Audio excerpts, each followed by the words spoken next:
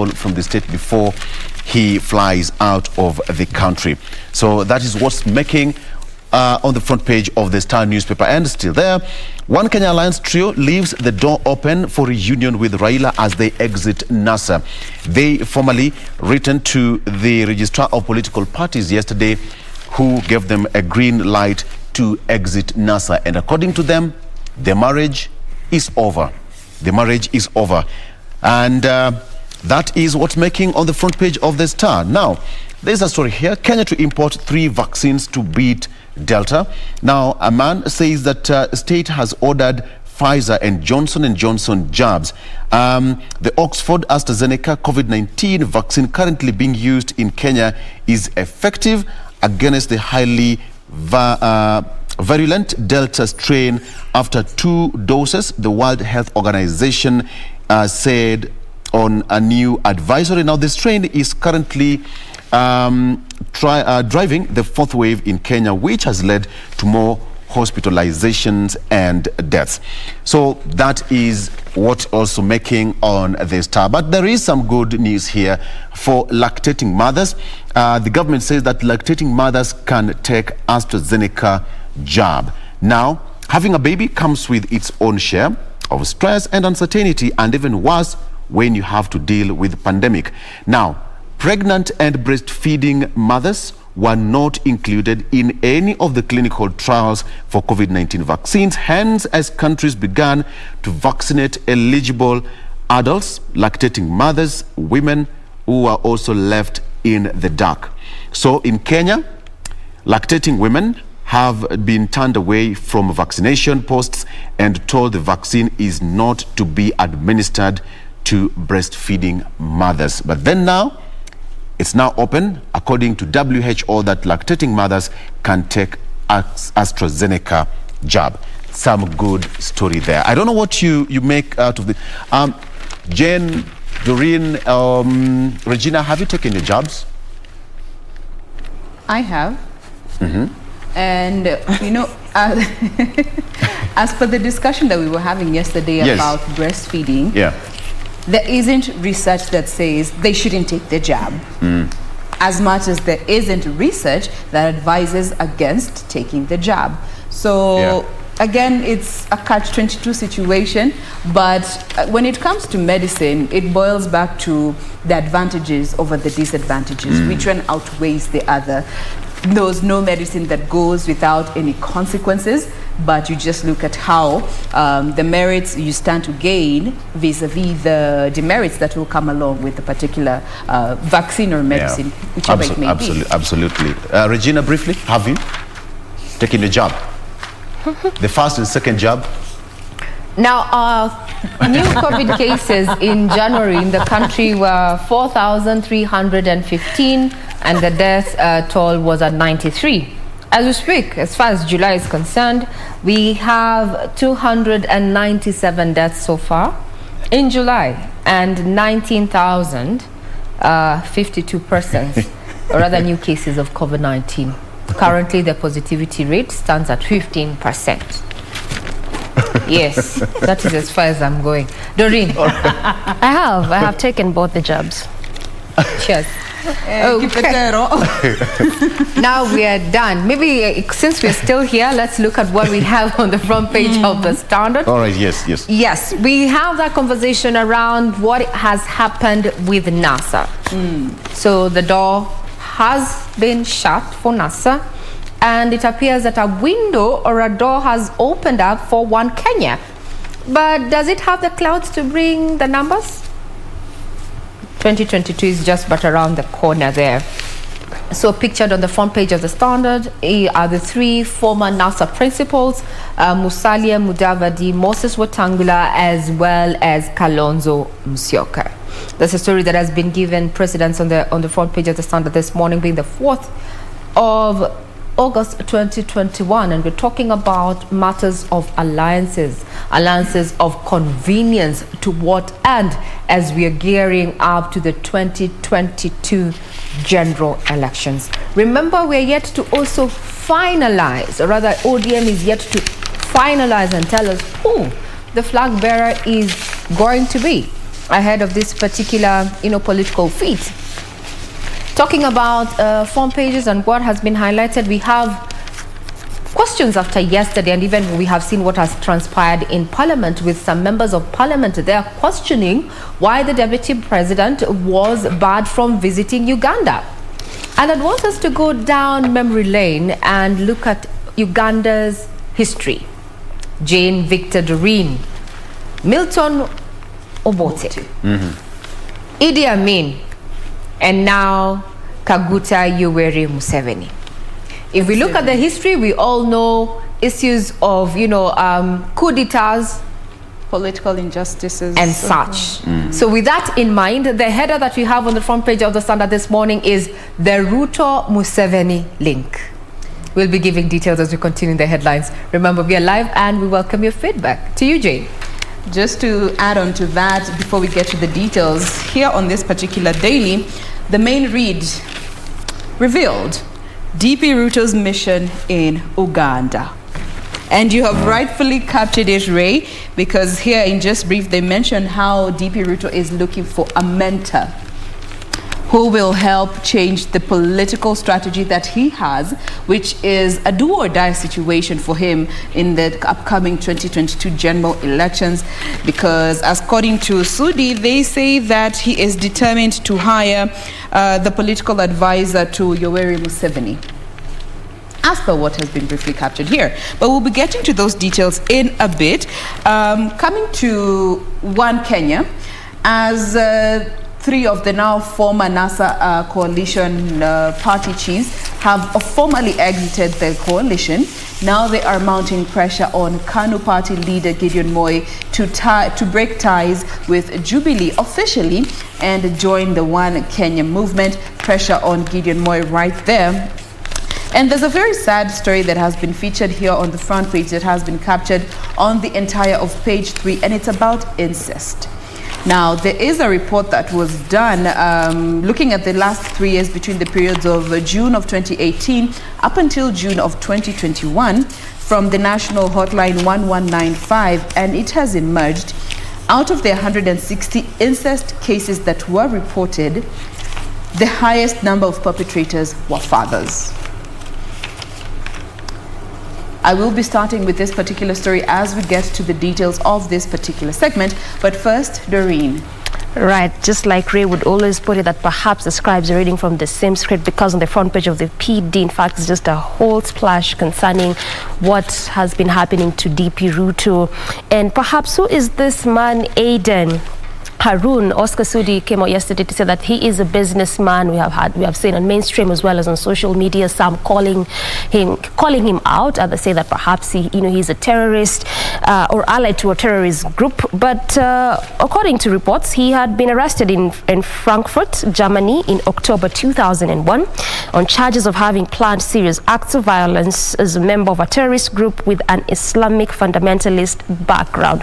So, mystery of the Turkish man in Ruto team. That is what I'll be telling you about in just a short while, perhaps who this man is and what it means for the DP there. Still sticking with matters politics, and this is after the divorce of NASA happened yesterday, after the 3 party leaders, the ANC, Wiper, as well as Ford Kenya, tendered their resignation there from that particular party. But even as they, from that particular outfit rather, but even as they did that, they did not close the door for negotiations with Raila. So what does this mean for these 3 or even 4 parties all together?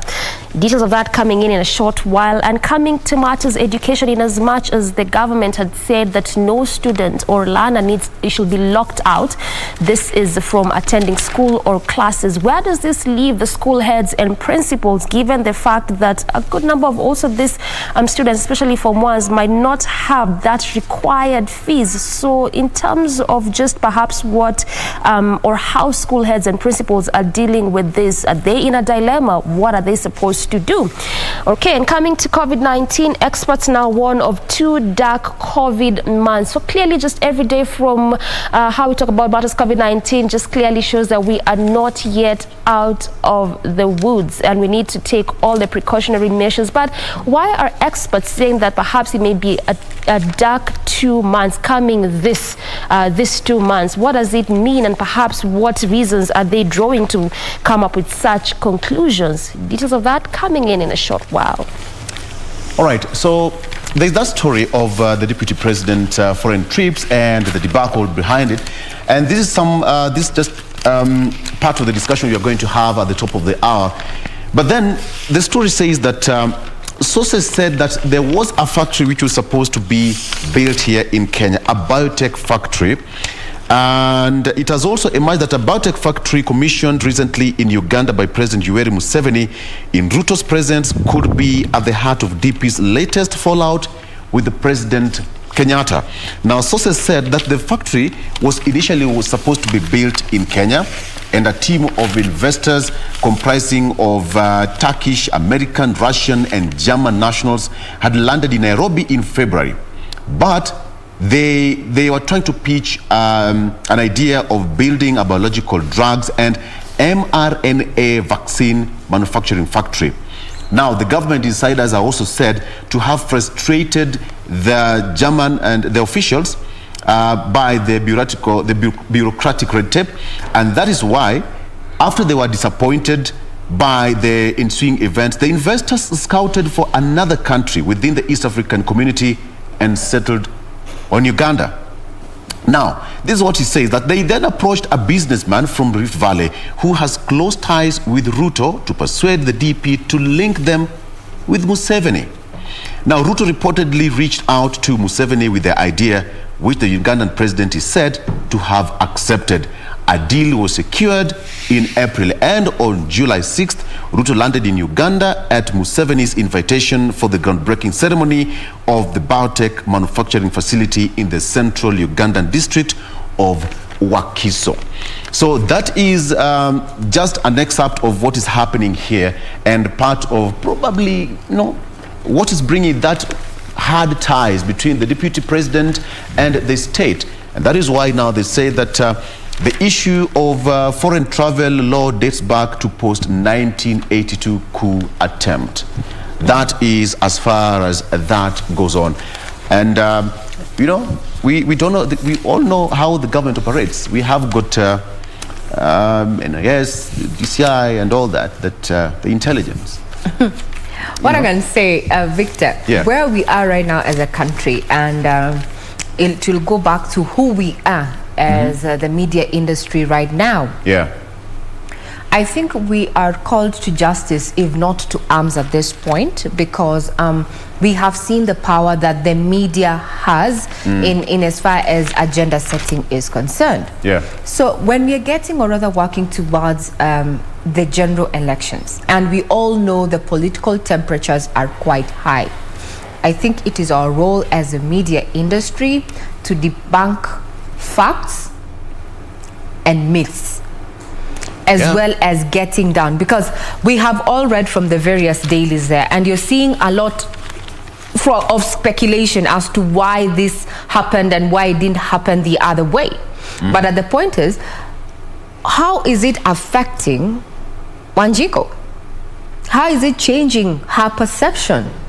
Because it's all about perception, and I think we are called to arms as persons who work in broadcast, because we need to really be factual, be very, very factual, because we have seen how history, and this is not history away from, us ourselves. We have the 2007, 2008 post-election violence. We even have our own neighbor here within the East African community, and that is Rwanda. The power of the media at this time is when we are called to arms. That's all I have to say in regard to, the headlines and what has been said about that particular visit or not. Because there's so much that has not been put in the public eye. There's so much, as you've said, we have the DCI, we have NIS. They'll not give us this information. It's not going to be available here in the public. But us as a media, what role are we playing? We take a breather as we ponder on that. We'll be right back.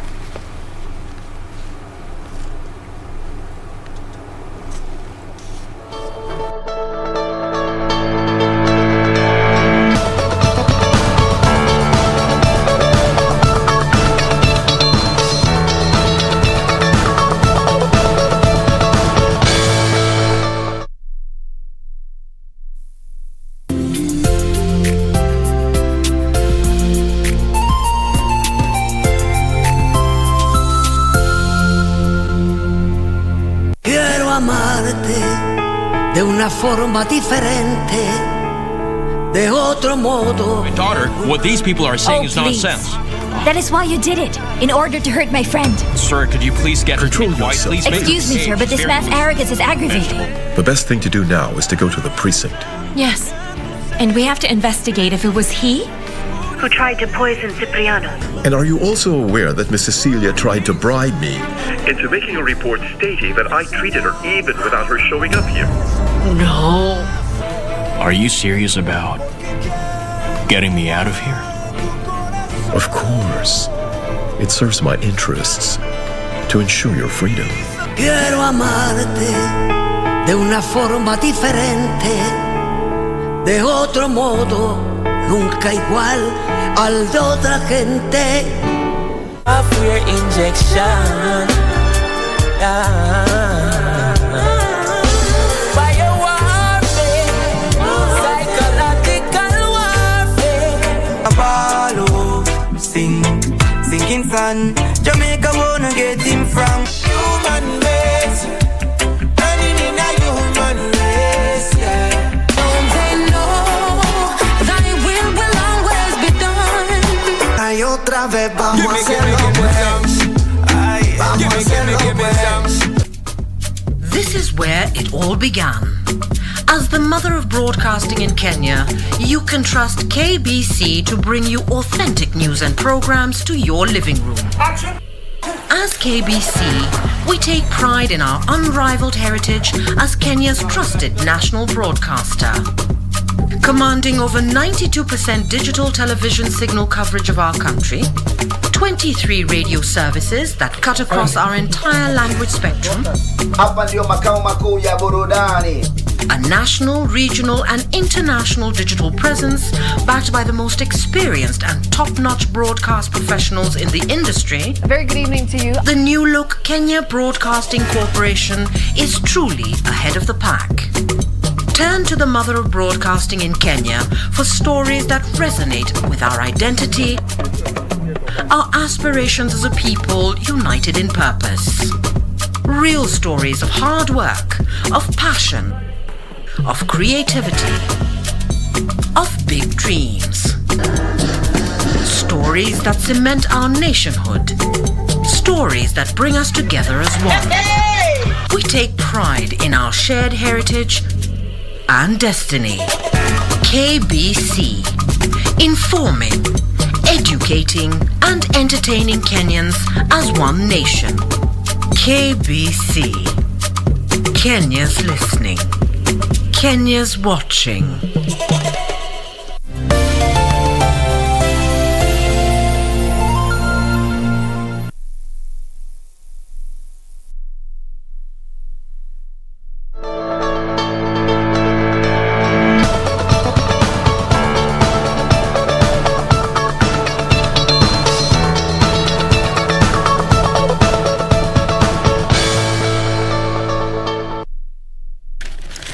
Welcome back. Glad you are still keeping us company. In case you're just joining us, why don't you feel free to interact with us via our various communication platforms. On Twitter, the hashtag you need to get on is Good Morning Kenya. At KBC Channel 1 is our official station handle. And do remember to tag us individually as well. At Victor Olo, at Ray Manyara, at Darina Range, and at Jane Wambo is how you can find us on the socials. Now we get back to what we have on the dailies today.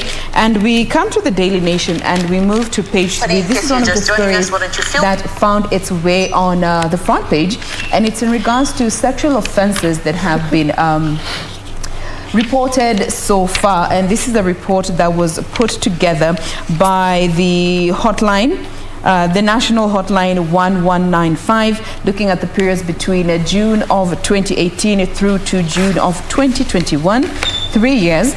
And as per what they say, fathers make the highest number of perpetrators when it comes to incest cases that have been recorded, most of them having taken place at home, where, contrary to expectation, it's supposed to be a girl's safest space. So out of the 160 incest cases that have been reported, 59 are men, fathers rather, not men, fathers. And looking at those who came in second were uncles. Then we had, were followed by stepfathers, then cousins, then grandfathers, followed by brothers, then brothers-in-law, and finally step-brothers.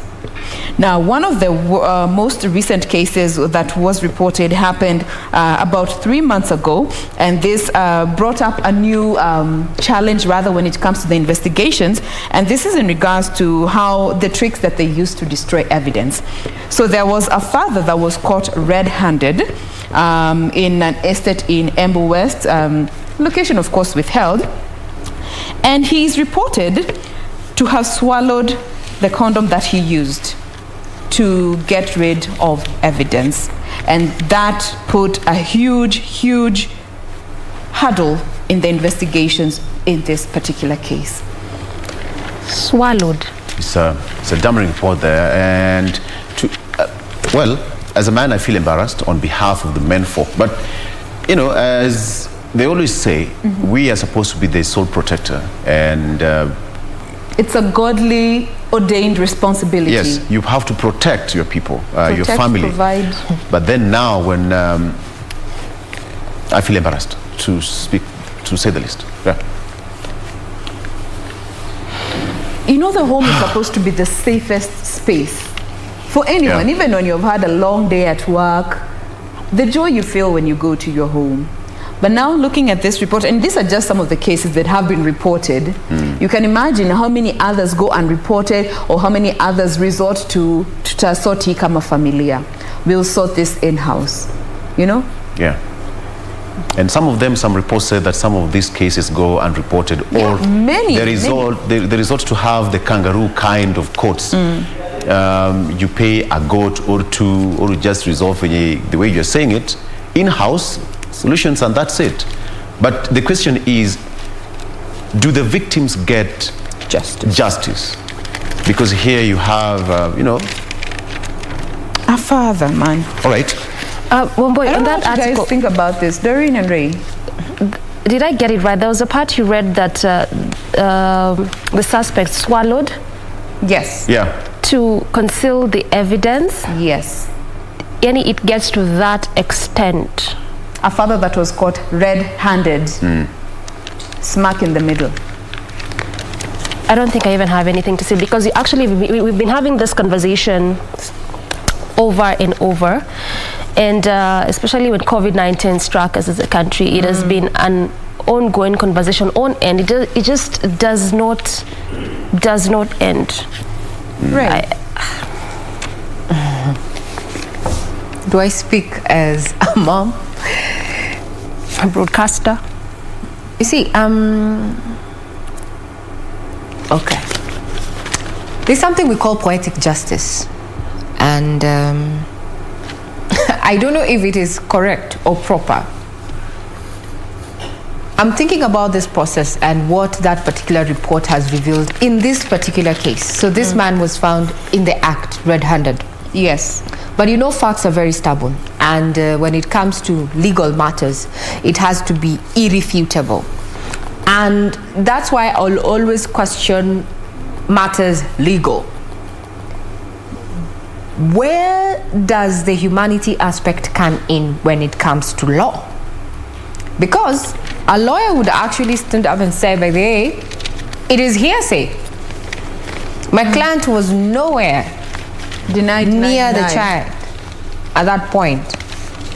Because first of all, there is no evidence there. The person swallowed it. But I even don't want to think about how that went down, because we all know what happens when you're having constitution and you having to swallow plastic or rubber down your throat. We'll not discuss about that because that's gory details. But now I'm looking at this issue from a legal perspective. And I would want to question the lawyer, because these people have representation.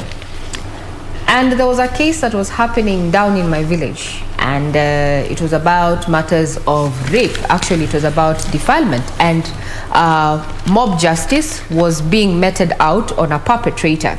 And our reporter Simon Achola was down there in Meru County, just trying to, understand what, he was following up on issues of gender-based violence.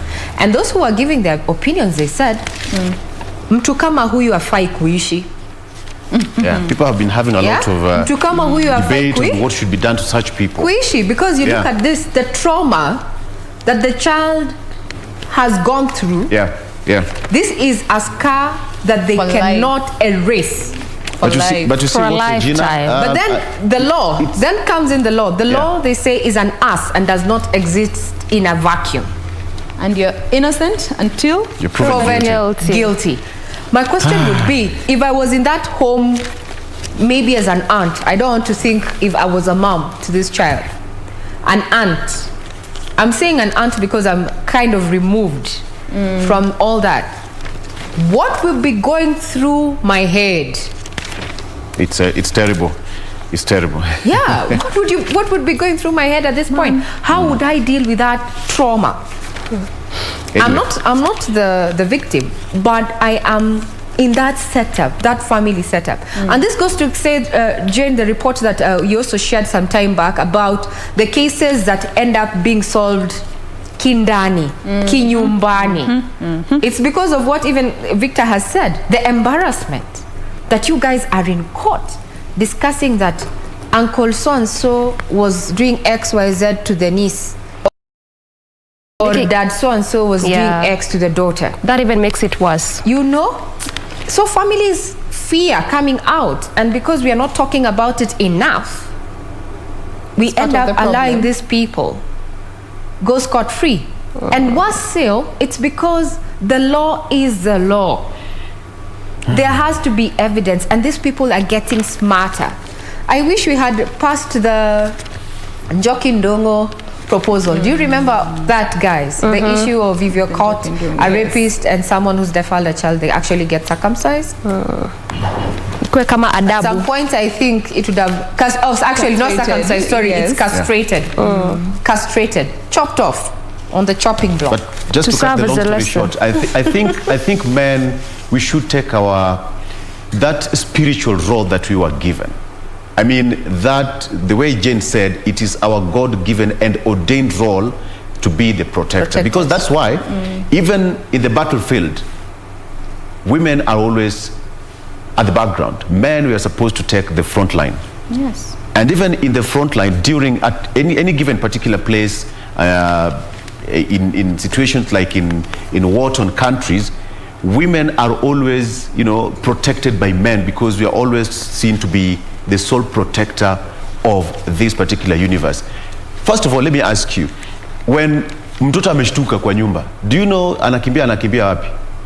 Anatafuta babake. Ama unasikia nitaambia baba yangu. Because they know fathers are generally strong and they're protective and all that. It's in our instincts, in our minds. But then now, men, they turn perpetrators. As a man, let me just say that, guys, let's just wake up and do better. Let's protect these people. Provide, prophesy. Take up the father role. That topples up the whole thing. All right, so let's come to Victor before you get in. Jen said something. Protect, provide, and prophesy. Prophesy is heavy. Triple P. All right, so let's come to matters education right now. Just try to run you through the dilemma that principals and school heads are now in because of perhaps what the government had mentioned in regards to all learners need to be in school, whereby now secondary school head teachers have found themselves in a quagmire over the admission of students without fees as a result of the government directive that all learners and students need to be admitted for proper transition. This is for that Form 1 transition. But however, the Kenya Secondary Schools Head Association yesterday protested that some parents were taking advantage of that 100% transition, just saying that some parents are actually well able and capable to pay for these fees, the Form 1 fees, but because of what the government said with the government directive, they're taking advantage of that and choosing to take children or students to school without having to pay fees. So where does this leave the principals and the school heads there? Really, it's just a tussle in between, but this particular article well highlights that, even as we know, obviously, that students are continuing to go to school, at least for the better part of this week. Still on matters education right now, At least vocational colleges are set to get 10 million boosts, and this is from the national government to refurbish and equip vocational and technical training institution. And this move aims to address skill needs for youth who will advance the realization of the country's Vision 2030. So all in a bit to just encourage perhaps learners and students that there's nothing wrong with vocational colleges or vocational trainings, that perhaps not everyone really needs to go to universities. There's also vocational training and colleges. And before perhaps you go to other stories, guys, I'd love to rope you in on this one. You know, there's always that mindset and analogy that if you clear Form 4, university is the way to go. If you have to become someone or somebody, you just have to have been in an university kind of setup. We really do not have so much, if I can say, attraction to vocational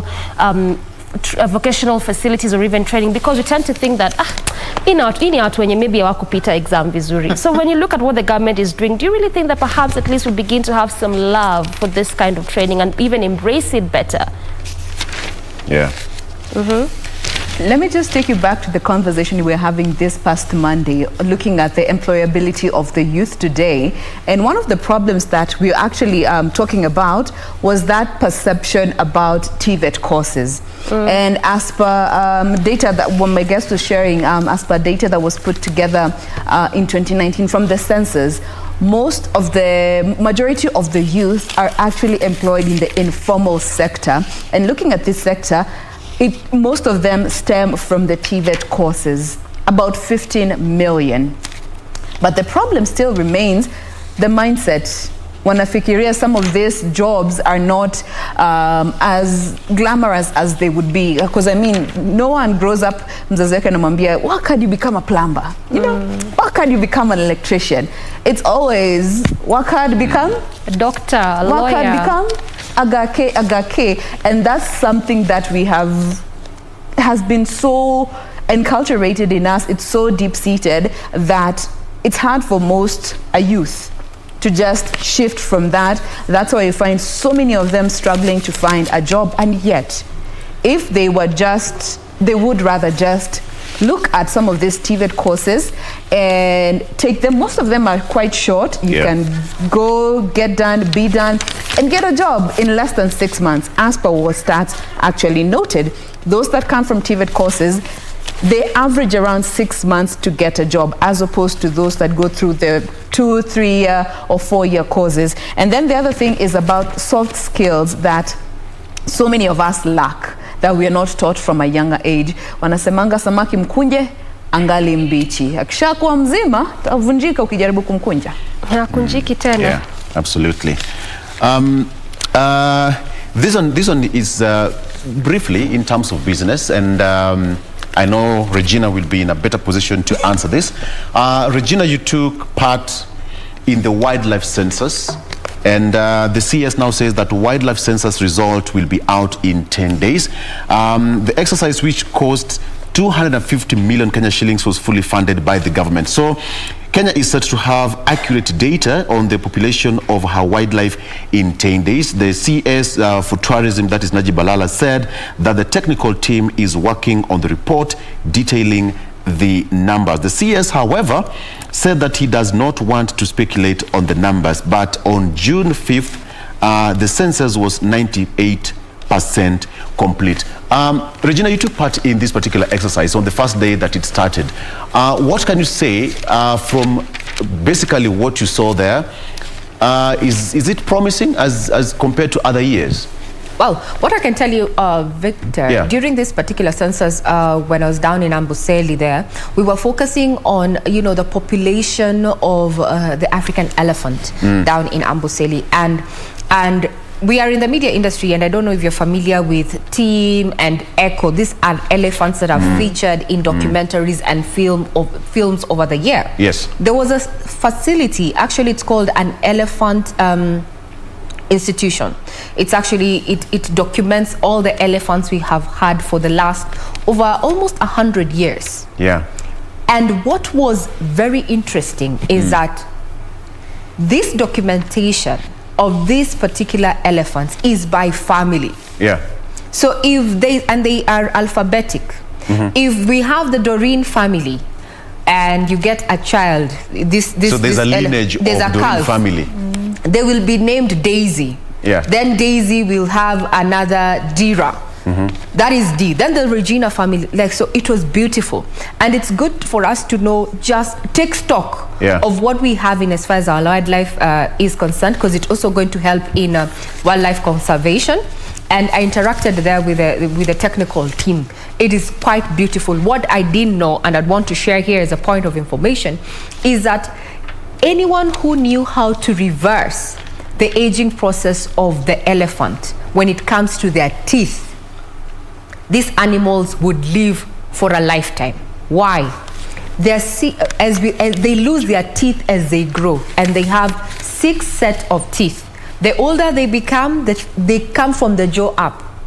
So once they get to the last set of teeth, they can't feed no more, so they die off.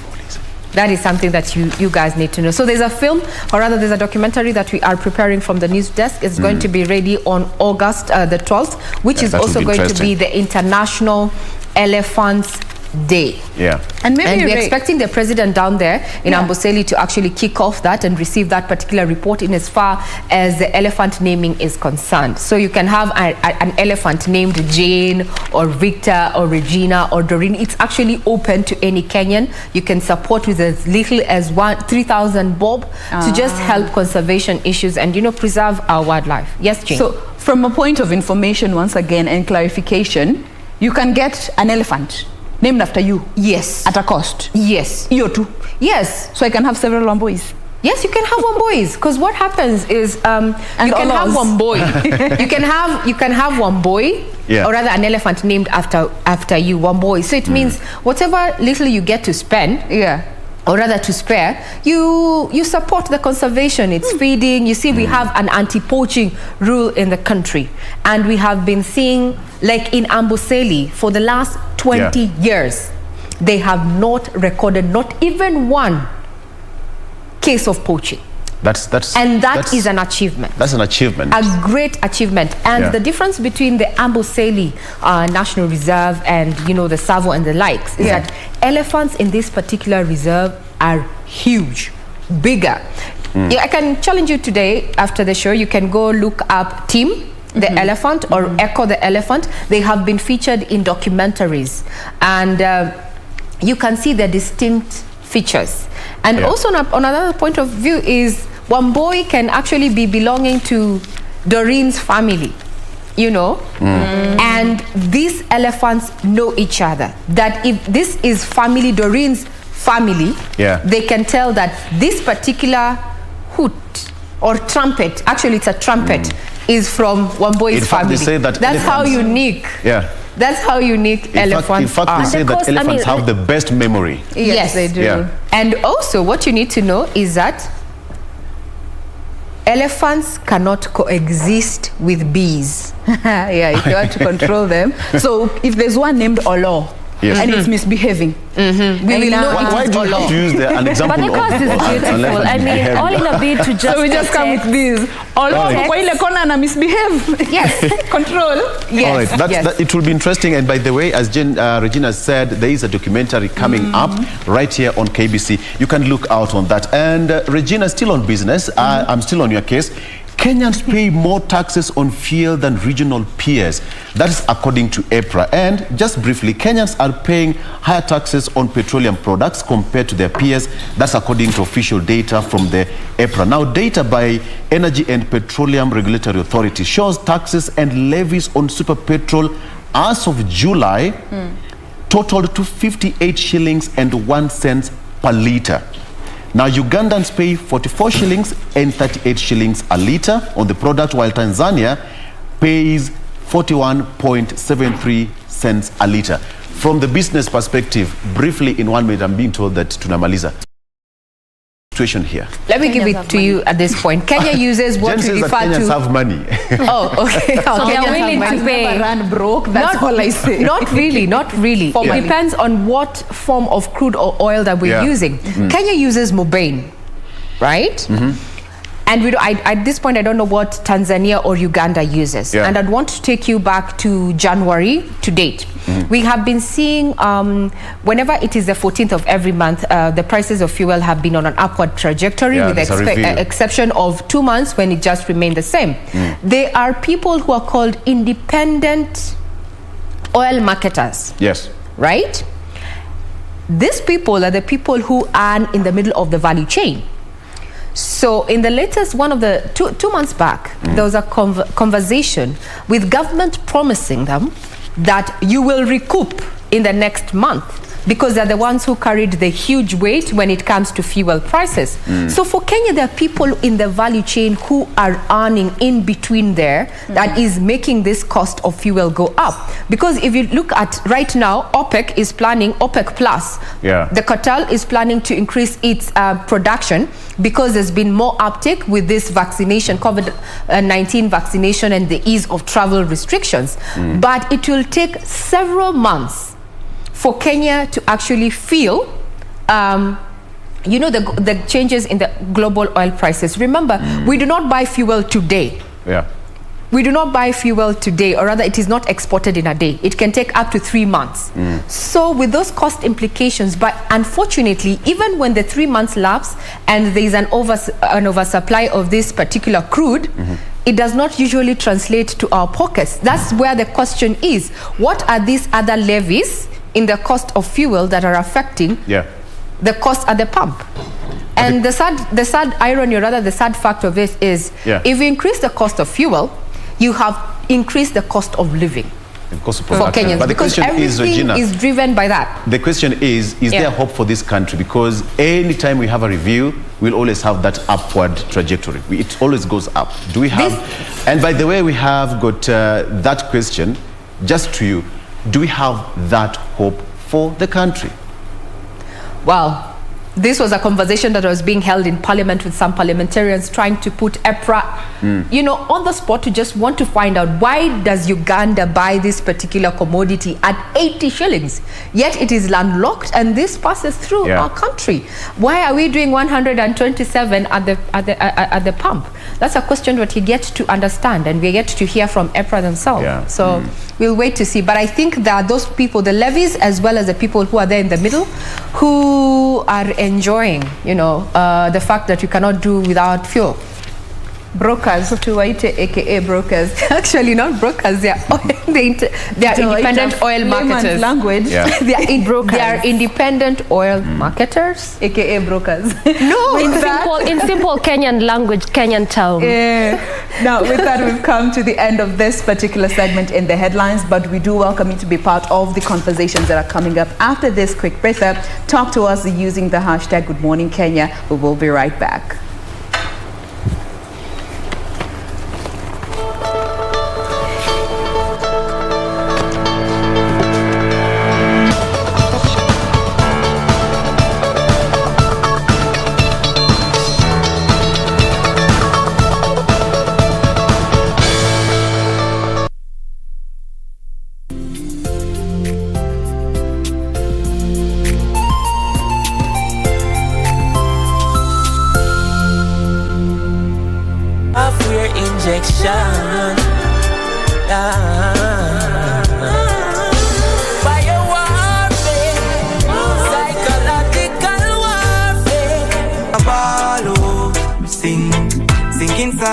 Jamaica wanna get him from human race, and in a human race, Don't they know thy will always be done?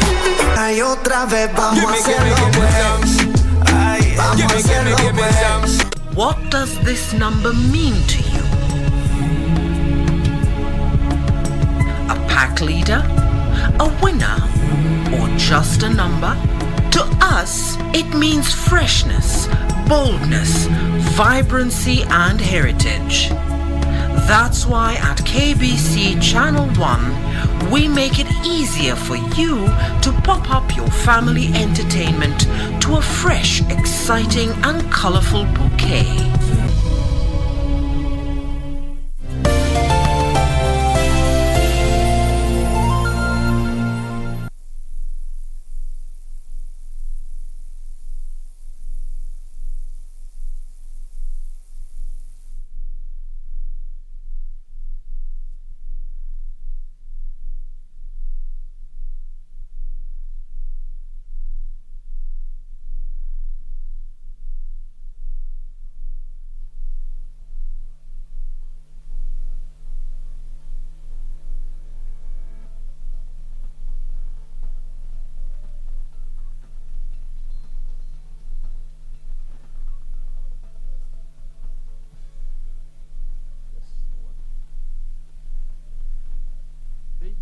Here at Hermosa Gardens. All right, and we've just turned pages. Now, let's talk about what's happening today on The Viewpoint. Let's talk about matters affecting this particular country. And a lot is happening politically. As I always say, the political drums are already being sounded. And the right person to help us talk about this is former governor, that is always here with us. Mheshimiwa, thank you for coming to the show. Asante. Thank you. Before we move any further, let's just play this clip of Honorable Kalonzo Musyoka yesterday talking about NASA already dead and the way forward. If you get that clip, let's go ahead. He gathered here at Hermosa Gardens Hotel. Last stroke that broke the back of NASA, the political party on close to victory in the 2017 general election.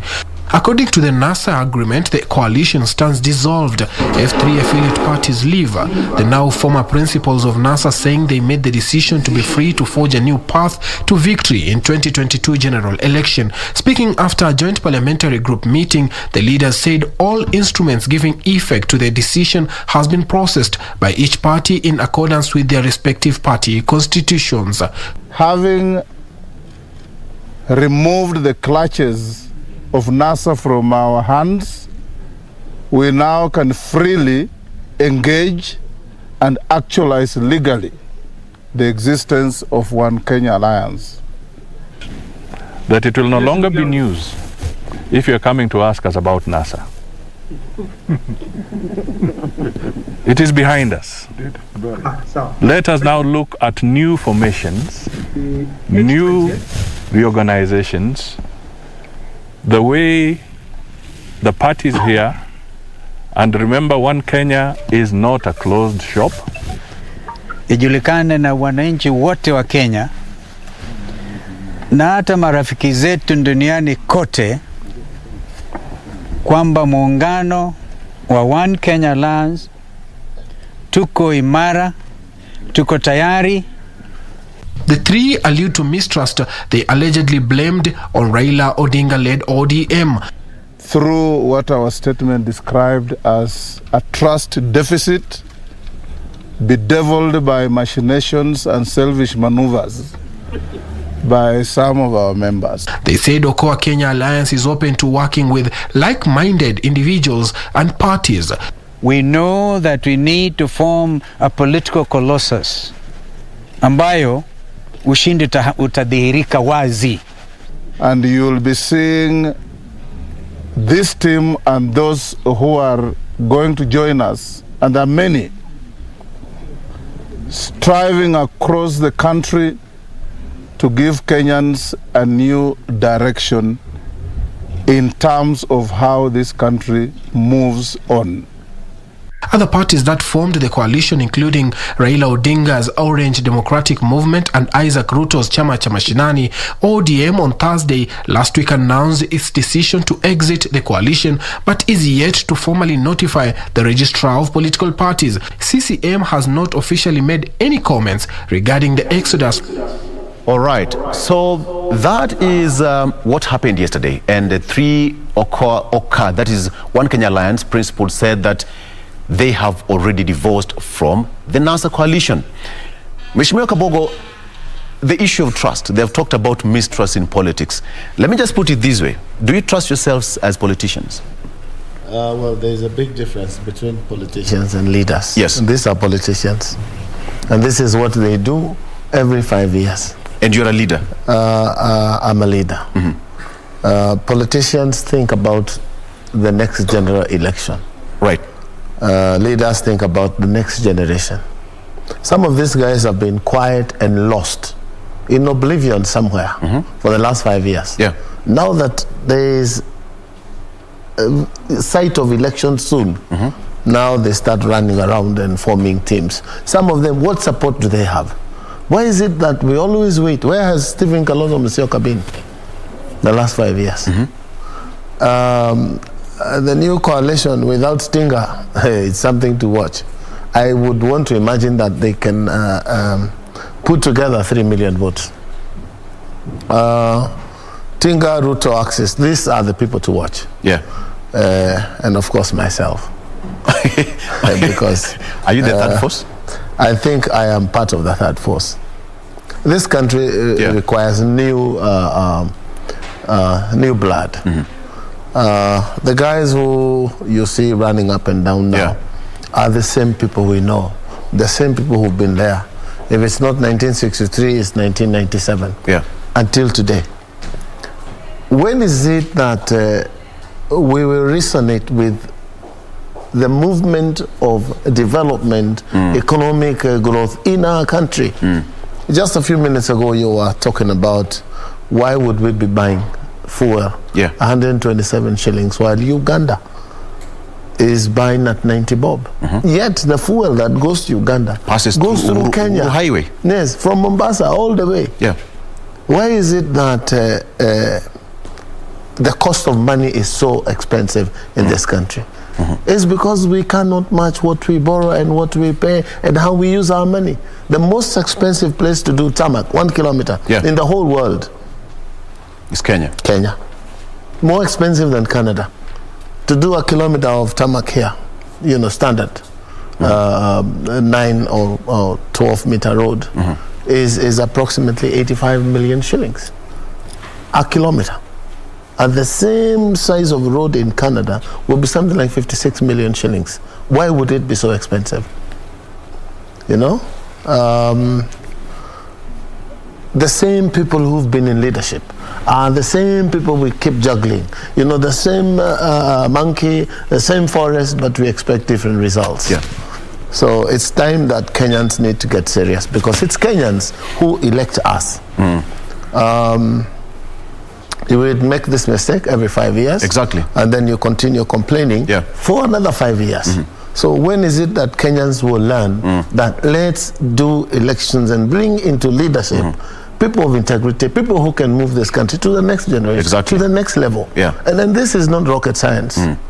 From where I come from, they keep saying, no, we have been used like voting machines. This is how we will vote because we have to punish someone.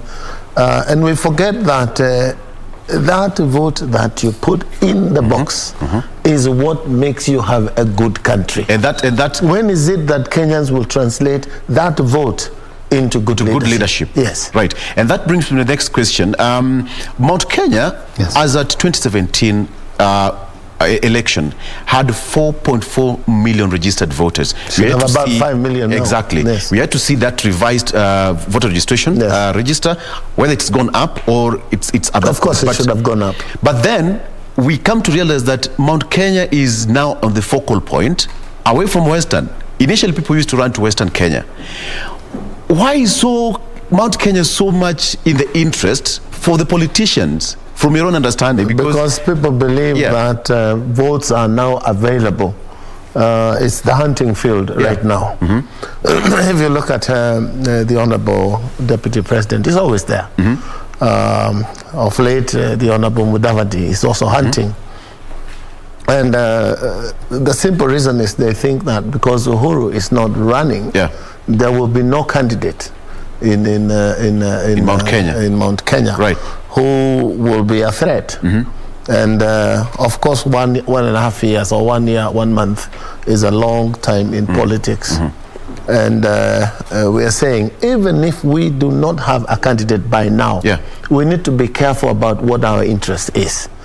Because people want to come and divide us, use the rich vote region to get a certain percentage that they will be looking for.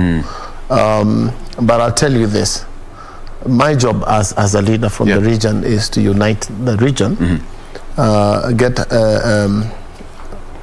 minds that think alike, come together, and tell our people that, you know, our strength is our numbers, and our unity is our greatest strength in terms of where we want to take the country, because no one set up organization, OKA or any other, would form government one go if the region of Mount Kenya is united and is speaking in one voice. We would have to consult. Is it deliberate to divide Mount Kenya East and West? It is deliberate, yes. And that's why we're saying we will resist. We will make sure that we speak in one voice. And wherever we go, that's where government is going. But it's unfortunate that people think of us otherwise. But it's numbers. Democracy is about numbers. The majority have their way, the minority have their say. In this case, we're a majority. We're the single largest voting bloc. But does it worry you? And in this coming election, what's going to happen, my prediction, never wrong, is that there will not be a clear 50+1. Oh, really? In first round. It will not happen. If the numbers we see now and the coalitions we see forming now, if, for example, Raila Odinga does not go with OKA, William Ruto goes in, OKA has a candidate, Raila Odinga has a candidate, we have a candidate from the region, you cannot get a straight 50+1. You will not manage to, you need 24. You need to be able to get 25% in 24 counties. That is an impossible task with such divisions. So what will happen is the first two will have a rerun, which will just require simple majority. Simple majority. Yes. Right. And if, for example, Kabogo is a candidate, and I happen to be number 2, and we go in, 2 of us, it will be a clear win because you need only 50+1, 50 of what is voted, not registered. Yes. If we have 3 million votes cast on that day, and you have 501, that's it. That's it. Is that the game plan for the front runners? That would be the game plan as I see it today. Right. Yes. What is the biggest threat in terms of Mount Kenya? Because somebody say that Mount Kenya has always been in government all years through. Does this worry you as leaders from the region? Well, I do not think that Mount Kenya has always been in government. Right. We had 24 years of Moi rule. I don't think Mount Kenya was in government then. And what is important is not to think about a region being in government. Right. How will the country be governed in a manner that helps the entire nation without thinking about where one comes from? And I'll tell you, for Mount Kenya, right now we're in government, or we are a government, or the president is from our region. Does it mean we don't have people going hungry in Mount Kenya? They are. Does it mean we do not have an employment rate, very high unemployment rates in Kenya? Right. We're actually the ones that suffer most. So time will come when Kenyans stop thinking about tumetoka wapi, kiti ni yetu. And I always ask in Swahili, because it's best asked in Swahili, ni nani ataenda nyumbani leo apate unga umeletwa zaidi hapo Mount Kenya kwa sababu Mheshimiwa Rais ni mkaaji ama ni mtu ametoka Mount Kenya. Who will go to Kisumu tonight and get an extra piece of fish because Raila is in government? This is the thinking that has been put in our people, that we must think hiyo ni yetu, but it's never yours. No, ni huyo na familia yake. Never ours. It is the president and his family. He earns his salary. And he should not be in office to favor his own family, to favor his own region, to favor his own community. It is the Republic of Kenya. Yes. When is it that we will start thinking that way? And that's the dilemma that I find myself in as a person who is thinking about how do we make Kenya a middle-class economy. And that is the dilemma that is facing the Jubilee government right now. And you will see recently there was something that they were calling Kazi Mtaani. I don't know whether you remember something like that. Right. And we had graduates, engineers, who are in the trenches, doctors at the trenches. And that is something to be proud about. That you have taken your child to school, sold almost everything that is under your name, to take that child to school to become an engineer or a doctor, and yet they cannot find a job. They get a job for 450 shillings to sweep the streets. We cannot be proud as a country. When is it that we will be able to engage all these idle young men and women? Exactly. They will not be young forever. Time is catching Time is catching up when they will get to the streets and say enough is enough. And then the war then will not be tribal. It will be between the haves and the have-nots. Let me bring this aspect here. It seems that it's now enough is enough for the Jubilee administration and the Jubilee party. And perhaps, are you privy with the information that is going out? Jubilee is starting to sweep and clean its house. The embarrassment which was in Kiambaa was perhaps a bitter pill to swallow.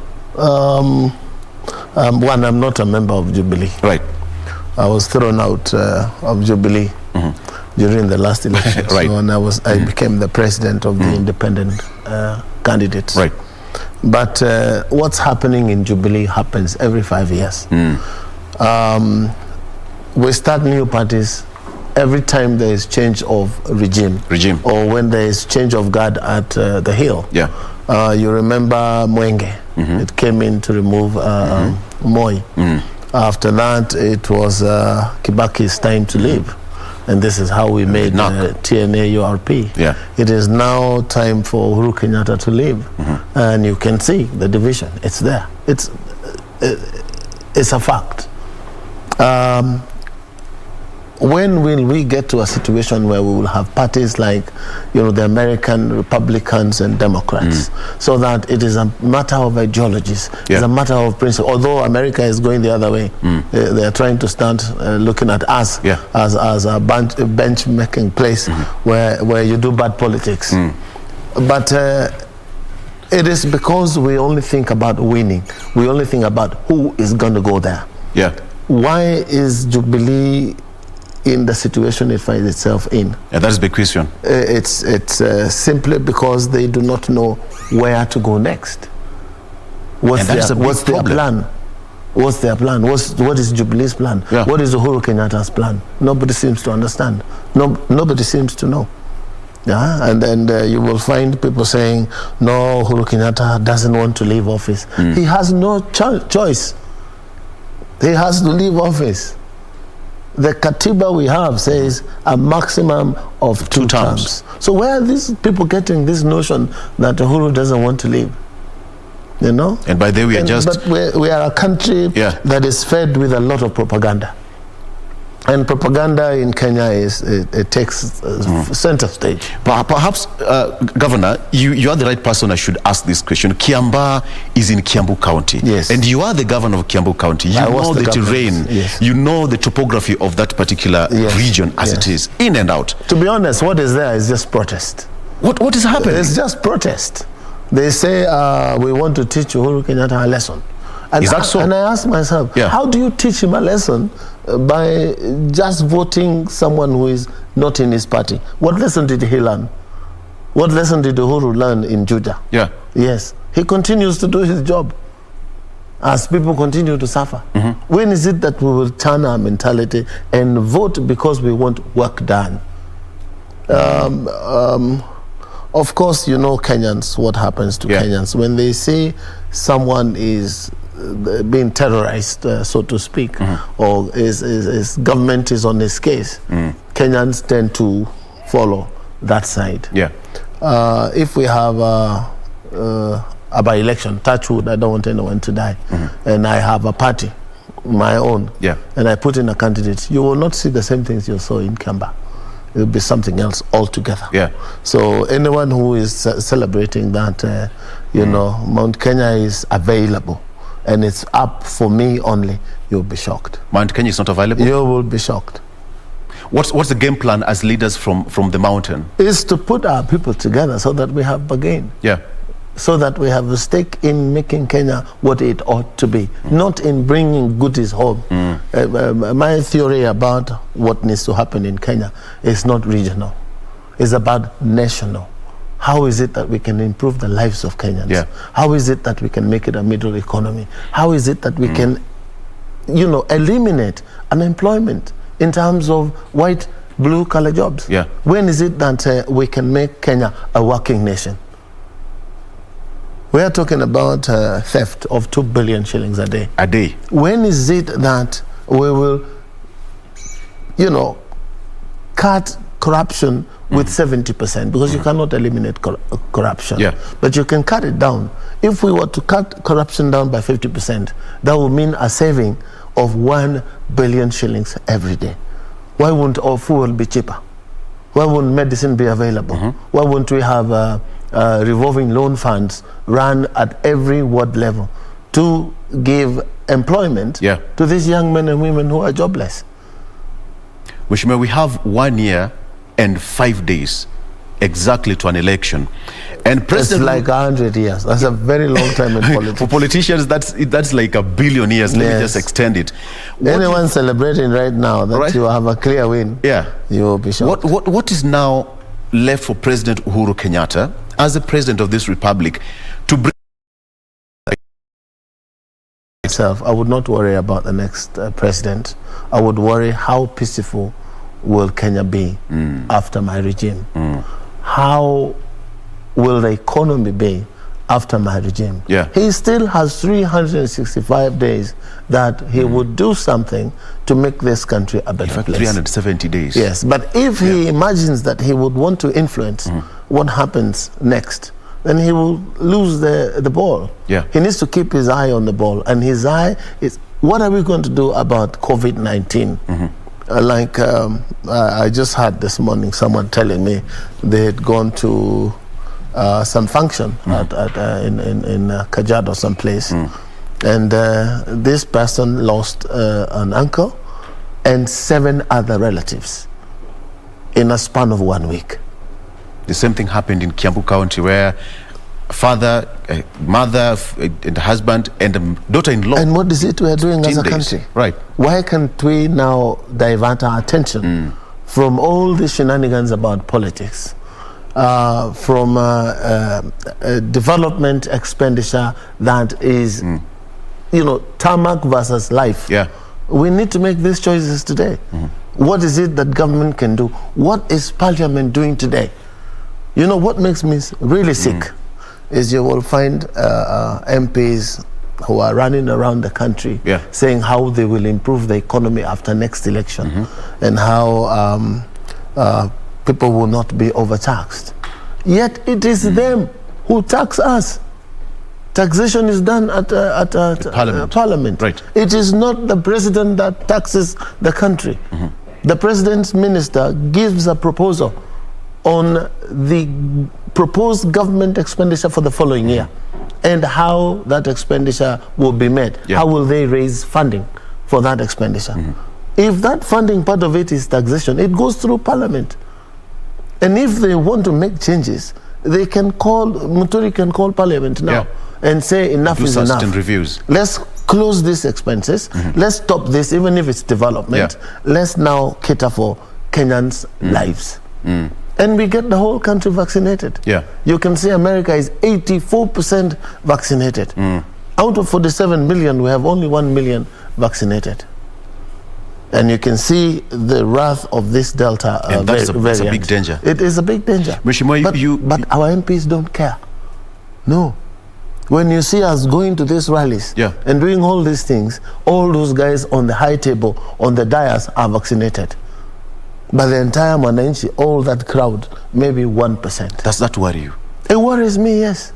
That's why you saw when we were in Mount Kenya, I said, I will not participate in any meeting that is not COVID compliant. And that's why you saw all those tents had seats well spaced. Everyone had to have a mask.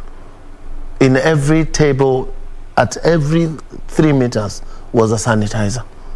If we all do that, we will not super spread the disease. So when you take this disease to a shosho in a village, they cannot afford masks. They can barely afford a meal. And what's government doing at this point in time? 500 shillings. Yes, and also, of course, feeding. Feeding people who are hungry. We are told that 1.9 million people lost jobs in the last 18 months. So what are they eating, this 1.9 million people? And assume every job holder has 6 people in the family. So you would put 1.9 by 6. That's the number of people who are going hungry. While we are worried about the next general election. You are a leader of this country, and you've been traversing this particular nation from end to end. What is the mood on the ground right now? The mood of the people is they are upset. People are sick and tired of this government, but they don't understand. It is not this government. This has been the trend from 1963. So it is not this particular government that they should be blaming. They will get another one and start complaining the following day. So how do we change the perception then? Because by kicking out these fellows, new change, new blood. Let's try it again. Let's try afresh. That's all we need. You cannot have the same monkeys in the same forest. Is that why you want to be the president? Yes, that's why I want to be president. And things will change. I did it in Canberra. It worked. It could happen again in this country. We can put a stop to this shenanigans. But now, Uhuru is bad, Ruto is good. When did that happen? You tell me. When did that happen? Who decided? When is it they split and one became better than the other? If this government has succeeded, it is both of them. If they have failed, it is both of them. Could stop here. Yes, it is them. One is the president, one is the deputy president. But because there is a problem now in the last 3 years, now we start saying, oh, we think this one will be better. They are the same people. The humiliation we've seen and all over the papers, we have got the Daily Nation about the airport and the Star here, route of foreign trips must be approved and all that. That's a little bit tricky. One, it is a very sad story. Because that is the office of the president. That is the presidency. And it's exposed that is the presidency. I do not understand under what circumstances, so I may be limited in what I say, but it is not a good image. It doesn't give us a good picture as a country. Probably some of these things are things that should never ever happen, because it gives us an image of a rogue nation, of a nation that is not together, of a nation that has the top leaders fighting. What would it have taken for William Ruto, His Excellency the Deputy President, to make a call to Kenya and say, I will be leaving the country tomorrow? So make sure it's known at the airport that I will be leaving. I am imagining, I don't know the circumstances, but it is a sad story. It should never ever happen. Of course, people have to flex muscle. Because if you're my deputy and you do not toe the line, then I need to find a way of dealing with you. And if you're my boss and you're not friendly, I also need to know how to deal with you. So these are the things that we are seeing. And at the end of the day, when the elephants fight, it is the grass that suffers. And this so we are the grass that suffers, is suffering here. It exposes the soft, you know, the cracks in between the president and his deputy. This perhaps is not good for the country. We probably need to take all of them home, including my friend Tia. So we have a fresh beginning. We tried. Nothing's going to happen. Kenya is going to be there. This is what gives me hope. Kenya is going to be there after these people, after us. It will be there. It is the Kenyan population that should decide what do they want with their country. But do we ever learn as a nation? We never learn, because during elections, like what you saw in Canberra, money was everywhere. And people put their vote. They forgot that that money will go with the elections. But perhaps, Mheshimiwa, it's not there anymore. That's how you politicians condition our minds. Yeah, but you know, politicians don't live in a vacuum. They live where people live. It is the tabia. It is the tabia of the people. We have trained our people's minds to think that way. When is it that a man with a good idea will find himself in parliament by selling his good idea, by talking to people? It will never happen. And that's why you continue getting the leadership that we have. You keep asking, where did so-and-so come from to be governor? Where did so-and-so come from to be governor of the city? Alitoka wapi? It is from the votes of the people. And you know, people keep saying, no, God will give us a leader. God does not give leaders. You know, God never puts his, God doesn't vote, right? Go there and campaign. God does not vote. You pray for bad leadership, God gives it to you. That's what the Bible says. He gives us the wishes of our hearts. Yes. So if we desire bad leadership like Hitler, like Idi Amin, he will give you Idi Amin. You dance in, you sleep in the bed that you make. So we are the people that make this bed. We sleep on it. We are about to make a new mistake another 1 year from now. As it is, gloves are literally off. They're off. And everybody is now punching where he or she can find that soft spot. What we need to tell the Kenyan population is that let's realize that it is us that is the problem. It is not these guys. Yeah. We are the ones who elect them. When is it that we'll say no to that kind of election? When is it that we will look and say, if we elect so and so, this person will take us to the next level? When is it that we'll be able to hold these people to be responsible for what it is that they do? Yes. But they start now selling propaganda left, right, and center. It is them, it is them, it is them. We are caught in between, and we put the vote as they direct us. Yeah. Only after 3 months we start crying. Let me come back to you. How many times have we recalled an MP? And yet there is a clause in the Constitution of recall. When is it we tried? Mheshimiwa, I hope it's not too late to ask you this question. Do you feel that the Kiambu people betrayed you in the last election? They betrayed themselves. No. They wanted to punish me. Did they? They said, how do I look punished? I was there to work. Do you miss that office? I miss the things that we would have done. Of course, now they say afadhali, because they've seen the difference between what they did and what we were doing, or what is going on now and what was going on then. Yeah. Probably if we were there now, Kiambu would be probably the first county to be self-reliant in terms of finances. I was sure that, almost 100% sure that would have raised 80% of our revenues locally. Because, you know, we moved revenues in 1.5 years from 700 million a year to 2.7 billion.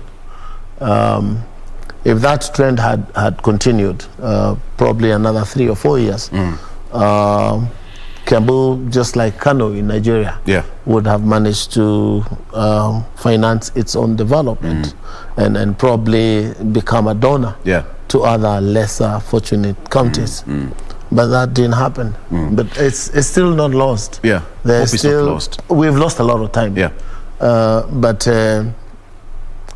all is not lost. All is not lost. Yes. If we can get good leadership at the county levels, and stop, you know, the biggest problem in this country is corruption. If that could be minimized at the county level, this country's growth would go up to 18% a year. Talk of counties, and now let's talk about devolution. We are in a complete new era of dispensation and what have you. Being the first governor of Kiambu, what's your take on devolution to this end? The best thing that would ever have happened in this country is devolution. Yeah. Again, its only problem is devolved corruption. We remove corruption from Nairobi and take it to the counties. If corruption can be dealt with at the national level and at the county level, half of the money that is in society would be twice as it is. Meaning, if you had 10 kilometers of tarmac, you would have 20. If you have probably $1 billion shillings in terms of loans to young men and women who do not have collateral to borrow in the money market, you would have 2.5 billion instead of 1. So growth will be twice what it is today. And this is something we should be proud of, because we gave ourselves this in Katiba 2010. All we need to do is improve on it. But you will find people who think that devolution is not working, should be killed, and we take back money to Nairobi. These are the thugs that want to continue raping from stealing from this country. Absolutely. Yes. And it doesn't mean that, you know, that there's a cry, no, let's not take money to the counties because these people will continue stealing. Do not elect thieves. You understand? Do not elect thieves. You cannot stop, you cannot tell us not to take money to devolution because it is going to smaller kings and thieves. Do not elect them. Elect responsible my people, tells me that improve our laws so that we're able to curtail corruption and we're able to see it as it happens. You know, the president or the deputy president or the governor doesn't go to the bank to steal. There are clerks in their offices. There are people who process documents. These people are involved in corruption. And as we come to an end, Mheshimiwa, is devolution a form of bottom-up model? You know, people just want to use big names of bottom, down, side. You know, is that what we're talking about? That's what people want us to believe. Yeah. You know, Joe Biden came in with his vice president on the same argument of bottom up. Yeah. Devolution is bottom up. It is from down at the very bottom of society. Take the resources there and let the people grow from there. There is no science, there's no rocket science on bottom up. There's no rocket science at all. It is take it to the people. Let it be there. The first thing we give ourselves is the capacity to decide for ourselves what is important. And that is the core thing about devolution, participation of the people. So it is the people who are deciding what it is that is important for them. What else can you call bottom? This is right from the bottom.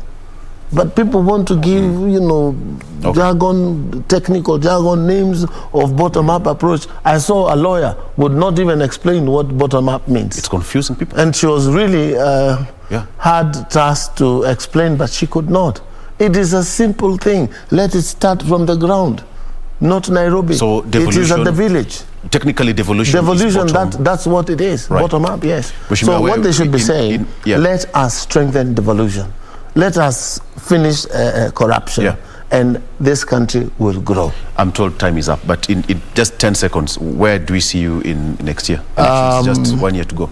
In 20 seconds, hopefully in the team that will take Kenya to the next level. Hopefully. If people decide they want this country to grow, we must decide in the beginning. Sit on your vote and let it take you. Let your vote take you to that place. That's what we're saying in Swahili. Jameni. Tujipange ama tupangwe. Tukipangwa tutapangika. Tukipangika na sisi tunyamaze. Promise me you'll be back. Na ndipo tunasema tujibebe.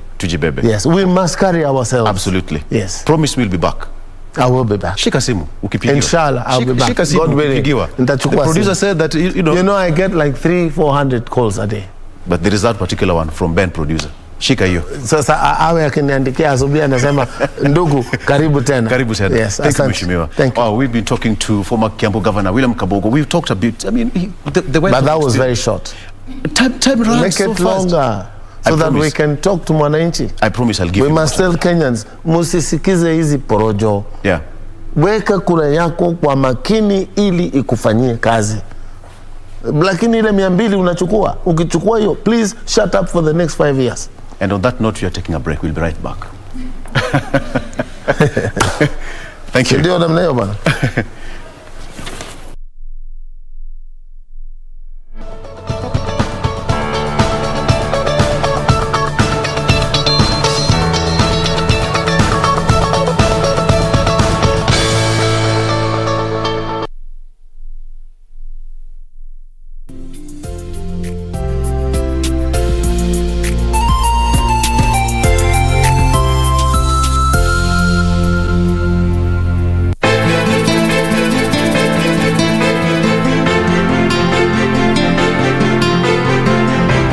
Fanya nini? Hujui ulichokifanya.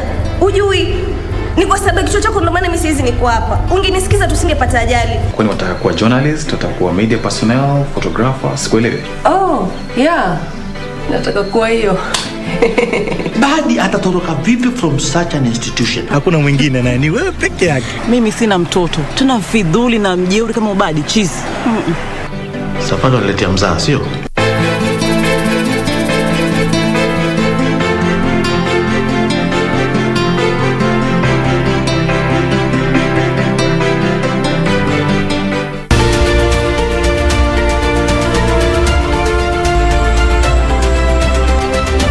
My name is Rosemary Warongo and I'm a wildlife folio. The Grevy's zebra is one of Africa's most endangered animals.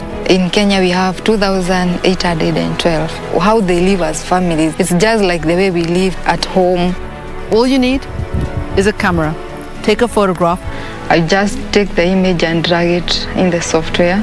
Upload it onto the website and participate as a citizen scientist. This is Wildlife Warriors. And I'm Paula Cohon.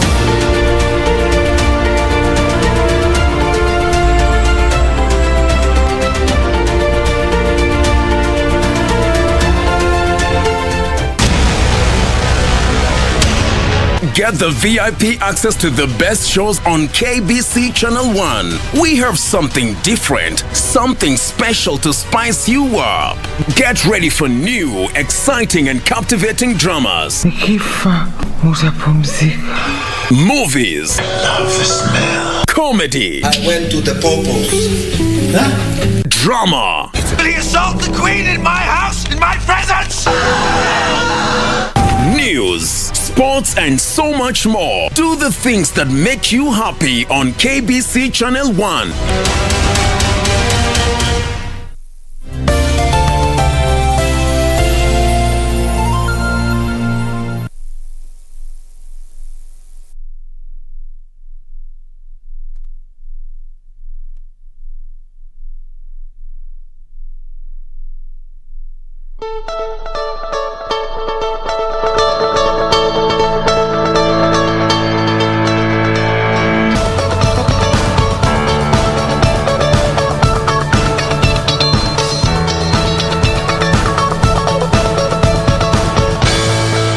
That second road that we are checking today, which is Jogoro, try to see how that road is looking like in terms of traffic flow. You can remember that earlier on there was no bit of heavy kind of traffic, especially along Juja Road, given the fact that today we are checking on two specific roads, that is Juja as well as Jogoro. So let's just quickly look at how Jogoro is perhaps looking like this morning, try to see if at all we might need to look at alternative routes, given the fact that it is one of those busy roads, and the reason is just simple, is because along this route there's a lot of businesses, small scale as well as medium scale kind of businesses. It's just very important for me to submit to you that along various roads there are different reasons as to why there will be heavy kind of traffic.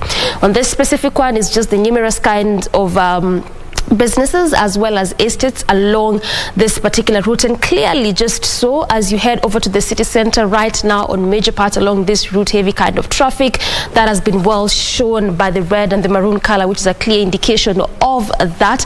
Not forgetting the fact that this route is also being used as an alternative for those coming through Likoni Road, where you get to branch off on this specific routes coming all the way via Jogoo Road as you enjoy at the Donholm roundabout heading to the other side of Mombasa Road. So this route as of now is still being used as an alternative route simply because of those ongoing constructions along Likoni, specifically on that stretch in between Lunga Drive to Jogoo Road roundabout as you head over to the city center via the city stadium roundabout. So along this particular route right now, heavy kind of gridlock there as you head over to the city center. So let's just quickly check an alternative route, and this is the Eastleigh First Avenue, and this is again specific to those that are not yet past the Makongeni police station. So where you get to branch of is along this particular route, which is at the stretch in between Jogoo and Juja Road. So this is actually the relation and the reason why we're checking these two routes this morning.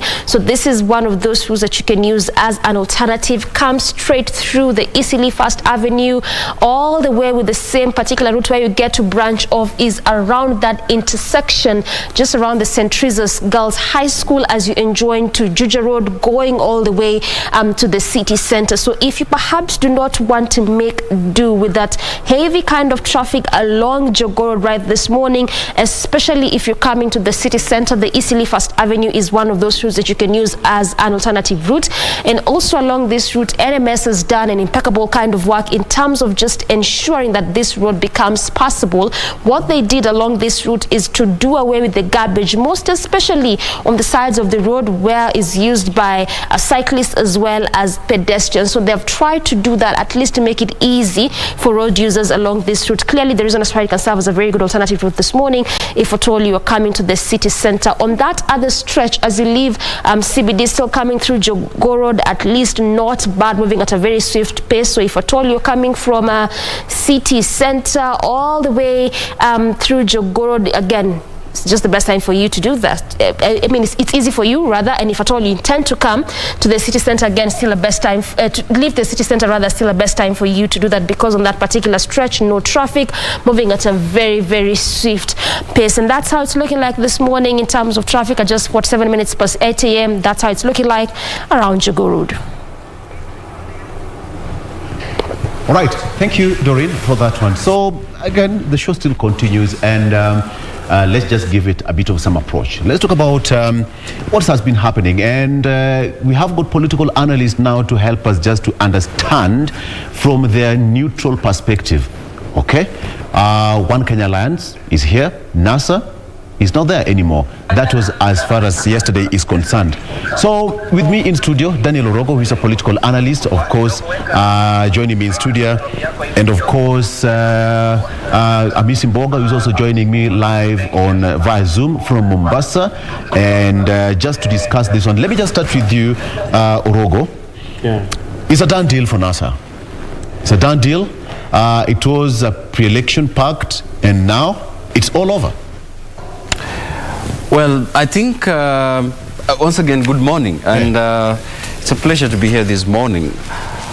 There are very intricate issues that one has to consider when, we see this kind of political overtures. Yeah. One is the legal requirement and the political correctness. And one, you have been able to see that it's only 3 out of 4 political parties that have formally, written to the register of political parties to inform her about the intent to dissolve it. And thereafter, the due course of the law takes its place. Yeah. And one of the political parties only made that declaration out of an NDC meeting. So in that effect is that the Orange Democratic Movement has not formally written to the ORPP, but the 3 political parties have. In that agreement, actually it stipulates that, if more than 3 political parties opt out of it, then it's a done deal. It's a done deal. So I think the presumption is that out of that movement yesterday and out of that decision yesterday, it therefore follows that, NASA stands dissolved, legally. One of the things that also you realize is, one of the so-called big brothers of this coalition, is really hiding the cards under the table. Because ODM is not really upfront in terms of a final and abrasive decision to exit NASA. One of the things also you realize is that even within One Kenya Alliance, one of the political parties, that is KANU, right, is not committal, to dissolving the previous, pre-election alliance they made with the Jubilee Party. So one, I think this One Kenya Alliance is, I would say, is the way to go. One, because NASA stood moribund by some time, and they needed to have a crafting of different political alliance. And you've just hosted the former governor, and I was very keen on the, on his submissions about this. And I agree with him that as we head towards election, and I also said it here in this set, that no political parties will carry the day alone. And I think he's also said, he's also just said that there is no political, we need that +1%, and we said it here. And all these political parties has to craft what is a winning alliance and has to onboard, different outfits, so that it forms the basis of a coalition. It forms the basis of a winning alliance. Victor, also, as I made my submission, is that the register of political parties and in the law and in the constitution, also well stamped in the Political Parties Act, it spells out the nature of a political party. It spells out on how a national political party should have an outlook of it. And that it has to be multi-ethnic, it has to be multi-gender, it has to be, be diverse as possible.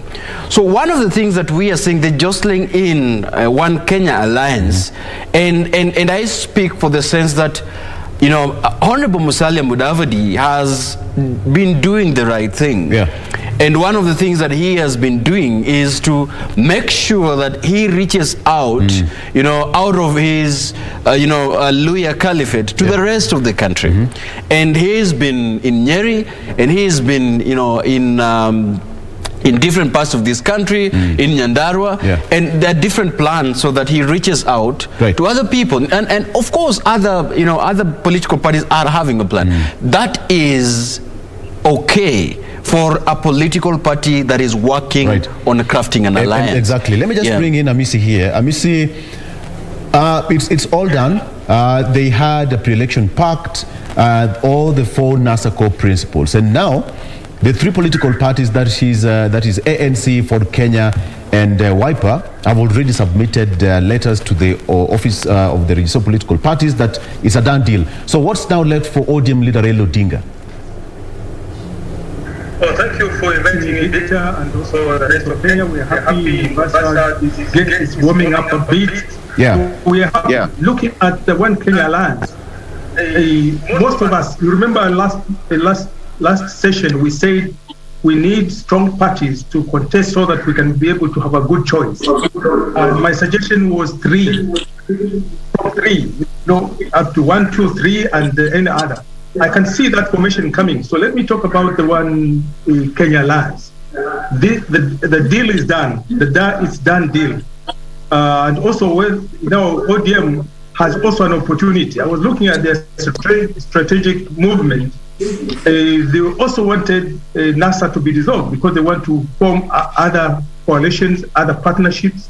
So this will also help them right now to move even faster, to invite or to join those other formations they think will make a force. Behind the scenes, as my brother says, is 50+1. Remember, 50+1 you are in. And to get to that 50+1, you need to have a strategy to get majority of the votes in a basket to be able to get that 50+1. So I've got a feeling ODM will form partnership and coalitions with other parties, and we can see already Jubilee is on the plate. We don't know which other parties, and we have a number of parties that are outside the One Kenya Alliance, and they are yet to join the Jubilee or join ODM. So the opportunities are there. The time is running out, and I think these people will move very fast. But this is the way to go. Sorry. You remember every election there are new formations. You and I and us, we have been here enough. Toward the end, we may even get more formation. There are parties that will come at the last minute. One challenge of the One Kenya Alliance is who is going to lead it. They have formed a committee, two officers from each party, to negotiate and draw a strategy of finding the flag bearer. That challenge was there in ODM, that challenge was there in NASA, and is now there. So the formation of many parties also has a challenge on who is going to be the flag bearer. I've got a feeling that if ODM came earlier into the One Kenya Alliance, the challenge would have been bigger, because we can see the fear that if Raila is there, people say, we'll give that old man to finish. This one concept is one issue, but does it have to be like that? So So even now, is it Kalonzo? If you use age as a factor, is it Kalonzo? Is it Mudavadi? What criteria? Is it the strength of the party? Is it the strength of the network? Is it the muscles of resources? So we're going to see a lot of drama in the next few weeks or months before the election. Okay, let me just bring in Orogo here. It's about trust. And do you think there's a situation where Honorable Raila Odinga will now say, because we want to have another coalition, let me go to Oka? That'd been a very interesting observation, in that sense.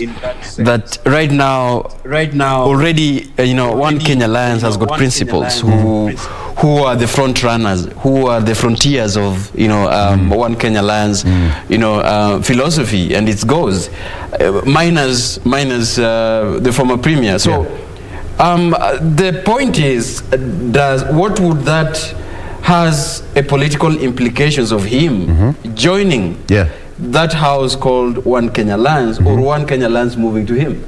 It's and you see what would really be the political implications for this.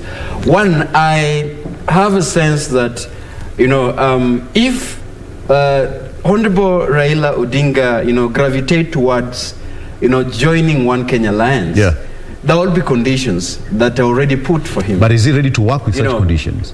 One of the conditions is being told is that he needs to come in as an equal brother. There is no big brother, in One Kenya Alliance. And the fear is that ODM becoming a brother that bullies people around, the big man syndrome and all these things. So that condition, I see it bringing a lot of turmoil within One Kenya Alliance. And there had been, remember what I said here, that these principles of One Kenya Alliance are having, have learned, as students of politics that have learned from the betrayals that they have seen. And I like what Amisi is also saying, that when they are busy, one of the things that keeps on, the elephant in the room was who is probably becoming the flag bearer. What is the criteria of having the flag bearer?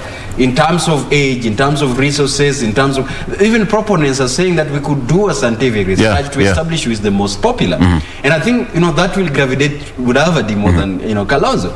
The other saying that then we should work on a formula in terms of seniority in age. That would favor one political principle. So one of the things that I see is that even as there is a discussion about onboarding Orange Democratic Movement, but then I think within the principles of OCA, there needs to be a discussion of who is, the potential flag bearer to run away, to be with one coalition. But also, One Kenya Alliance gravitating towards ODM, that also has got political implications. And that's what I'm saying, is that ODM,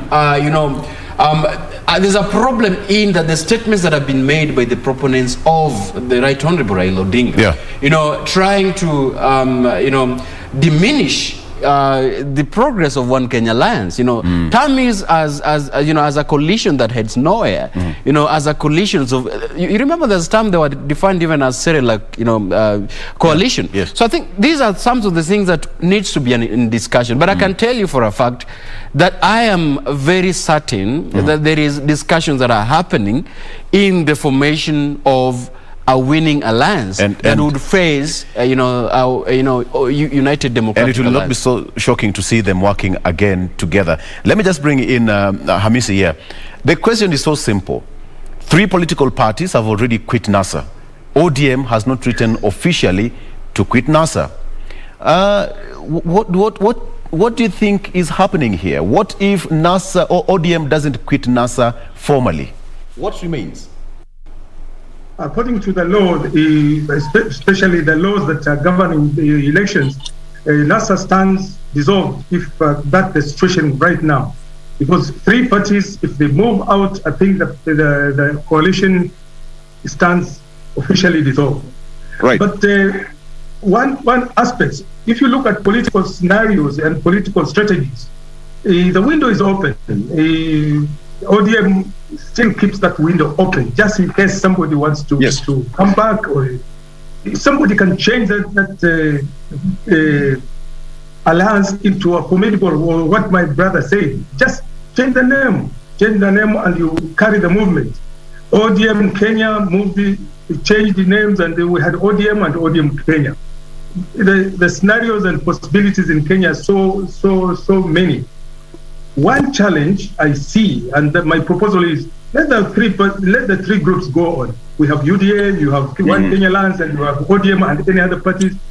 Let them go on so that we can have a strong party.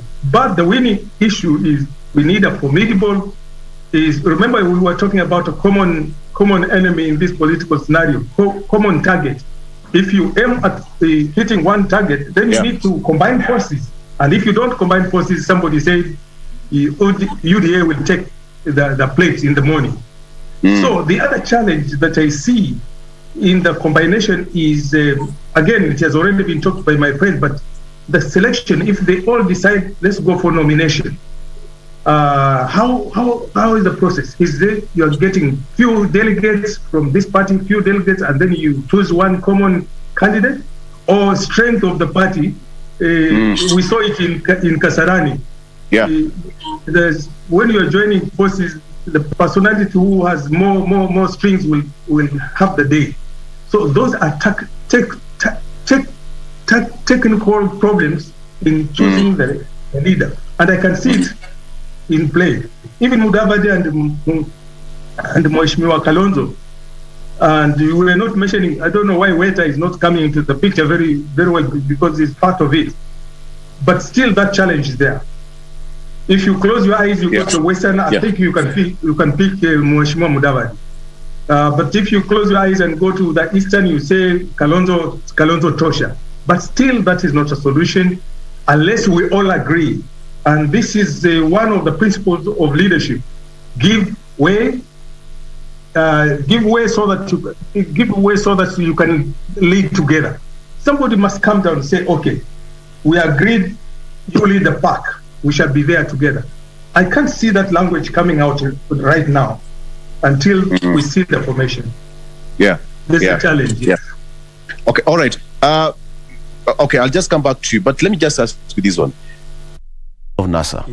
The three principals went ahead and formed One Kenya Alliance, and we saw them pushing for the dissolution of NASA. It was a daily war until now it has come to an end. Let me ask you, was this a ploy to trap ODM leader Raila Odinga to gravitate towards them? Yeah, no, I think it wasn't not only to politically trap him, but also to strategically, isolate him from the political discussion by that time. And I can tell you that when that was happening, in the background there was by-election that some NASA principled field candidates against ODM.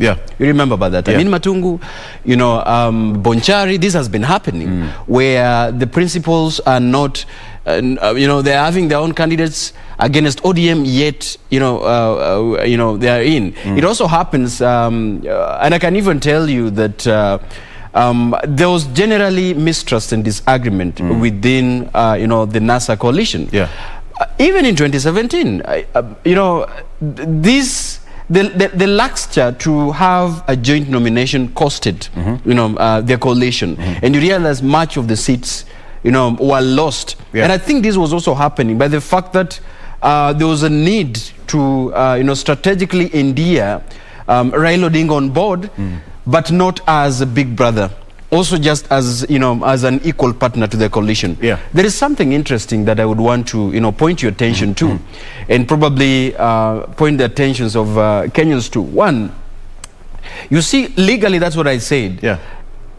Legally, this has already been initiated, but politically, it's still on action. And not until ODM, officially writes to the registrar, that is when there can be a discussion about the dissolution. I can tell you this for a fact. But be very careful, because the standing orders of the National Assembly recognizes NASA as minority.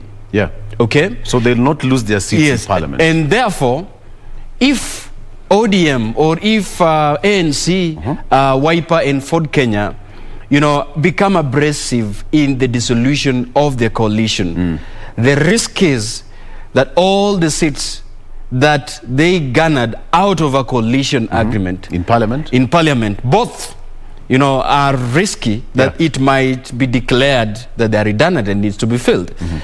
And this is why I am assuming that Orange Democratic Movement is reading cleverly not to dissolve it in finality, because it means that there are members of parliament who are holding minority seats at both houses legally will risk losing those positions. And running agenda of NASA. And running the agenda or even of to NASA. the interest of Honorable Raila Odinga. Even to the interest of Honorable. And I think this is a clever ploy.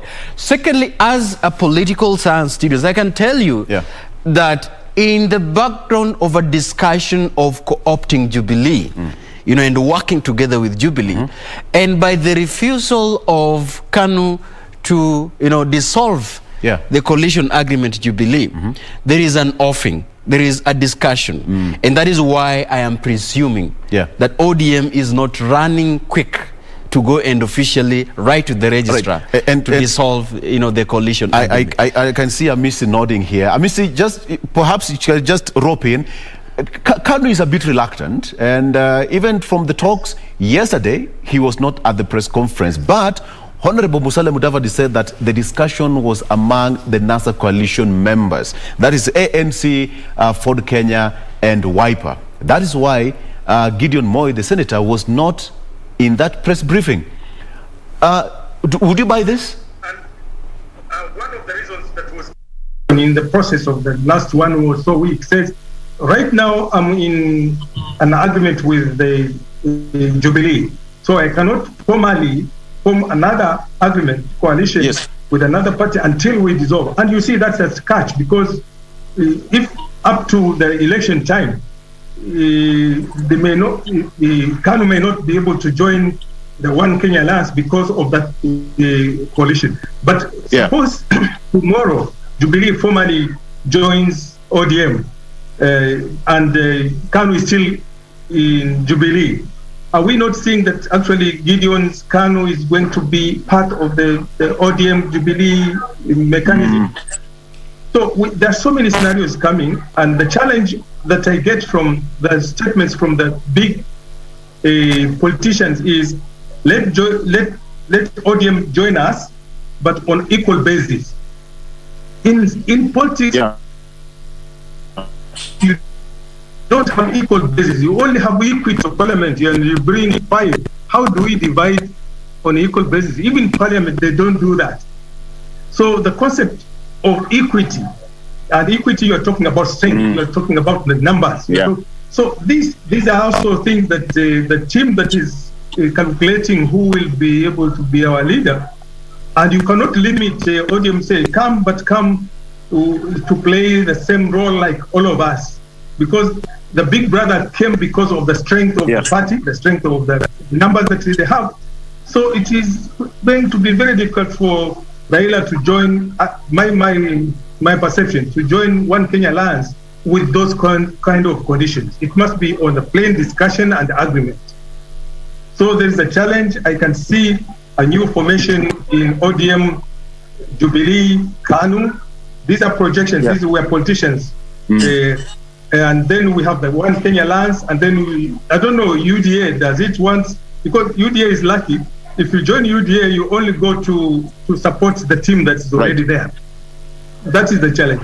2, if Jubilee joins ODM, unless Jubilee has a candidate, then whoever joins ODM will be supporting Raila. These are some of the scenarios that we see when we read the politics.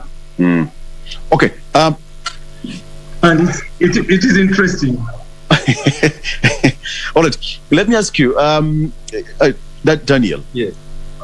We are in a situation where, in fact, we've just talked to former governor here, Honorable William Kabogo. He said that One Kenya Alliance without Raila Odinga cannot make it to an election. What do you think about that? No, I dispute that. I dispute that. That's what I'm saying. Yeah. You know, that might be politically appealing, but the reality of our electoral processes right now requires that coalitions be, you know, based on a number of votes you can amass. Yeah. You see that the Honorable Raila Odinga alone, as it stands, cannot really marshal the numbers to do it, you know, as ODM. And this, Victor, you will see a lot of unfolding things happening here. Yeah. That the terrain, the political terrain right now, requires the co-opting of different diversities in different political, you know, numbers to marshal the numbers to do that. Yeah. You know, there had been a discussion about, you know, why is it Raila Odinga coming or us going to him? You know, I can tell you that the three gentlemen within One Kenya Alliance are politically engaging, are politically appealing, and are politically meeting the electorates and selling their agenda. And, you know, one of the important things right now, and what will determine this electoral outcome, is that we must also learn to avoid the mentality that we had in different elections. Yeah. The reality is there's a lot of Kenyans are beginning to have a new political understanding, and their political, you know, objectivity is gravitating towards, you know, reading the manifesto and voting people who are capable. Yeah.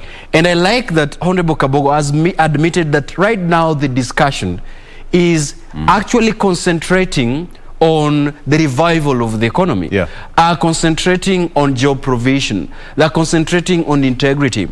And one determining factor also is that we are having over 5 million young people who for the first time are going to take their voting cards and going to cast their ballot. And this is why I'm telling you, and we've been advising these political bigwigs, please do not be and you are sinking into a mentality where you think that you will be voted purely out of you championing for multi-party democracy. Right. Okay, that is politically fast as I speak, because these young people who are for the first time going to vote, there are people who are not keen, for example, in reading history. They're not people who you'd easily talk to them about independence. I mean, they will tell you those that we discussed in books, but they're not politically relevant right now. They are not keen, and this is why. And I would want us sometimes again to come back and discuss the political ideologies. The understanding that UDA has tapped into the minds of these over 5 million voters, new voters, is by appealing to them that, you know, even that wheelbarrow that you're being told is not appealing to you is exactly what you need in this struggling economy, and they're buying into it. So any political leader, as much as they have placed themselves to have some history of, you know, of party democracy, history of revival of the economy, you must get out of your political cocoons and appeal to these young people who are taking votes based on what they are seeing as the current political issues right now. Okay, gentlemen, I want us to shift gears briefly to something different. And Amisi, just to give you a minute for your closing remarks on this one. So where do you see the future of one Honorable Raila Odinga? We are getting some reports that there's something coming up shortly in part of central Nyanza, or we are yet to see, and in Homa Bay on Friday. He said, that's Honorable Raila Odinga, that moving forward, we'll start to see campaigns with President Uhuru Kenyatta on this side and him on this other side of the hand. So what are we likely to see moving forward? Having in mind that COVID is still here with us. I know, but I think people are now strategizing to answer the questions that, in fact, my brother has touched, and even Honorable Musalia has touched, and also those people who are talking about bottom up have touched. The issue is, how do we appeal to the masses? And one of the things, whoever will win will focus on, to me, must focus on devolution. Because when you touch devolution properly and you decentralize properly, resources and capabilities and engage those people on the ground, you are answering those other questions.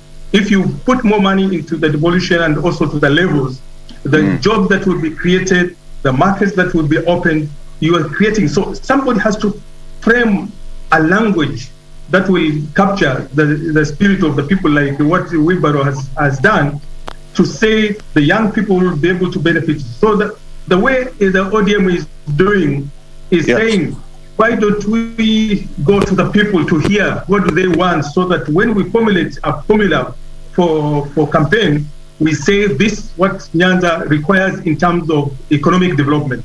This is what cost wants from economic. So when you do that, you appeal and then you use the numbers to be able to campaign. I think people will be competing on those issues rather than what we are just saying about the principle.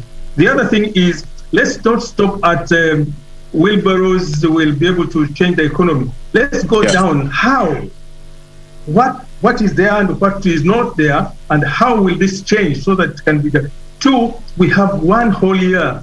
In politics, one day is good, but in science again, one whole year is a long time. You can transform things. Can we see a pilot of whatever people are saying that can happen in one area, so that we say, oh, if you elect me, this is what I'm going to multiply, this is what I'm going to distribute.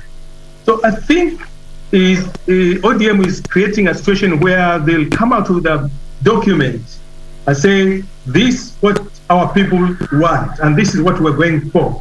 And then those elements of economics, those elements of social aspects, those elements of youth and gender should be combined in that document, so that everybody sees I'm part of it. I'm part of it. And also the input of participation. You feel like, oh, we say the youth must be there. I was in the meeting and the youth aspect is there. So you need a lot of psycho-social scientist combination of this. Is not a normal election like those others we saw. You remember during Kanu time, people had one party and you could not say anything outside the party. So you were using the symbol. In Mombasa, there was bottle and tar. Bunja chupa washa tar. There was nothing apart from tar. When you have a lamp, you can see far. When you have a bottle, you can put milk and soda. Things have changed. Like my brother said, the generation is not that Bunja chupa washa tar anymore. Yes. So we need to come with the catchphrase, but also examples of what can be done. We have 6 months. Let them demonstrate that actually whatever they want to say can be done. And I can see the value of combining forces so that they put their heads together. If you join Jubilee and Jubilee is still in the ruling party, demonstrate activities in the last 6 months so that you can say we're going to multiply this. Okay. Thank you, gentlemen. Let me just we can't afford to talk about this one. We talked about it with Honorable Kabogo here. On the front page of the Daily Nation, we have it on the Star and other local dailies.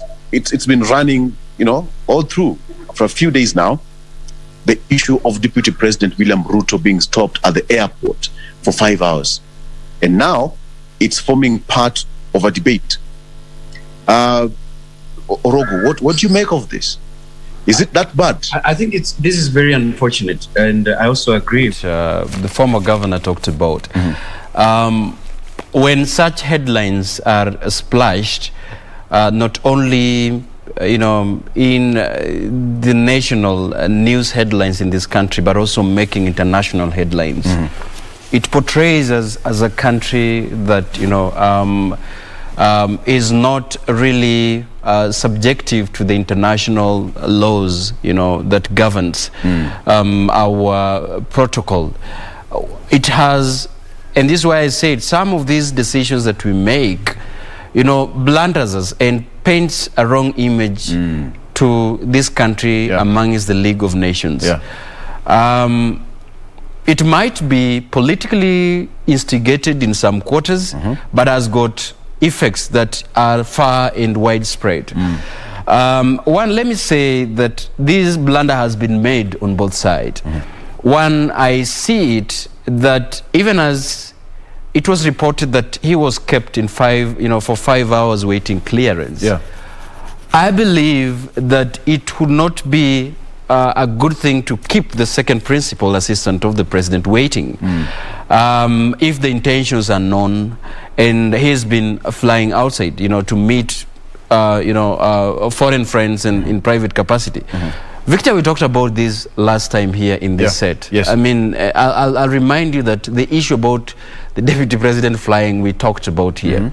And we said very well that there is protocol that has laid out in the national, security advisory protocol that the clearance needs to be done for the second in principle needs to seek clearance from the heads of state. It is legal. Yeah. It is legal and it's within the law. The CS, the chief administrative officers, the permanent secretaries that are flying for duties must seek clearance from the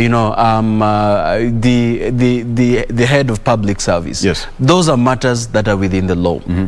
Now, that's why I'm saying the tactical blunder and the political capital that we are getting out of this news portrays us very wrong internationally. Yeah. Because, one, if the head of public service admitted that there was no issue about him clearing the deputy president, then it means that there are quarters within the deputy president handlers that blew the issue out of proportion and providing a political capital out of it. So as a concerned citizen, as a citizen of Republic of Kenya, the security of the deputy president is hell-bent on the national security apparatus. And therefore, as a voter, as a resident of this country, I deserve answers to know what was at stake when it comes to the security and the protocol of the deputy president. All right. That first of all. Secondly, on the other flip side, I said that, you see, it is important for official leaders and the leaders of this republic to be very careful on the forays that we make internationally. Yeah. And I said this very well.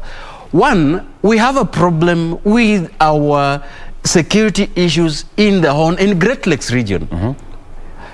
Just across up here in northern Ethiopia, there is war that is going on. That is Tigray region. There is massacre that is going on in that region. Instability in the region. Down here in Rwanda, the people are scampering for safety. Opposition leaders are scampering for safety. In Tanzania, opposition leaders are being held. Just in the border on the east, Somalia, there's a problem. So when we see our leaders who are conversing by leaders who their international integrity is of question, as a citizen of Republic of Kenya, as a matter who is concerned with the security of our national borders, I have to question what then is at stake with the meetings of these leaders whose integrity to rule of law, whose integrity to governance are in question, not only internationally but within the region. Amisi, what do you make of all this? Because what is said, let me just perhaps just ask in this way. The MPs were allowed to travel after they sought that permission from the relevant authorities, from the Speaker of the National Assembly. So what now stopped Deputy President from flying? You see, my brother has really talked about it, but let me add value that in any system, there must be the protocol that must be followed. Two, the Vice President is not new. He has been there over eight years.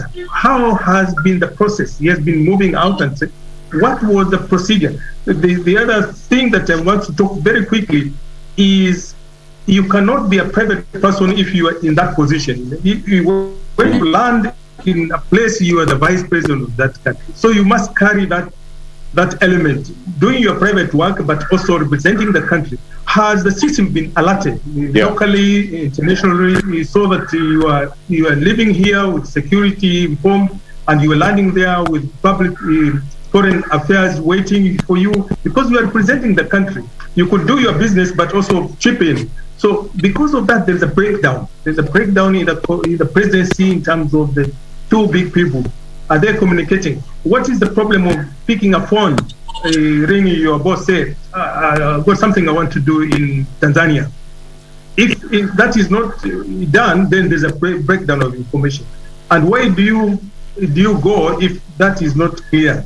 So I have a lot of reservation of not knowing exactly what happened, but still on the surface we are reading a lot of stuff. We are reading that the two principles of ours are not communicating, and that can be a problem.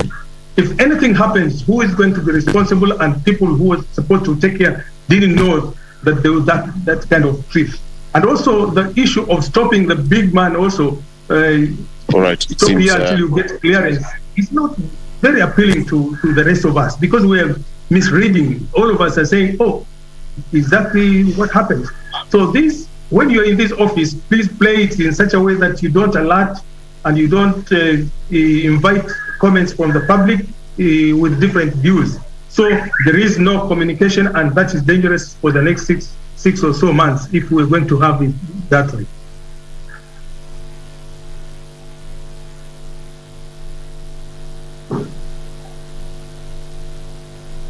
Just to give you a second to give your closing remarks, because moving forward, we are likely to see, the political tension starting to rise and the temperatures also starting to rise. We had exactly 1 year to go to an election. What can we do to make it peaceful, even to the politicians? One, there is our national security apparatus should be very candid and strengthen in terms of spelling out the do's and the don'ts, that if any political leader commit, they would be answerable to the charges.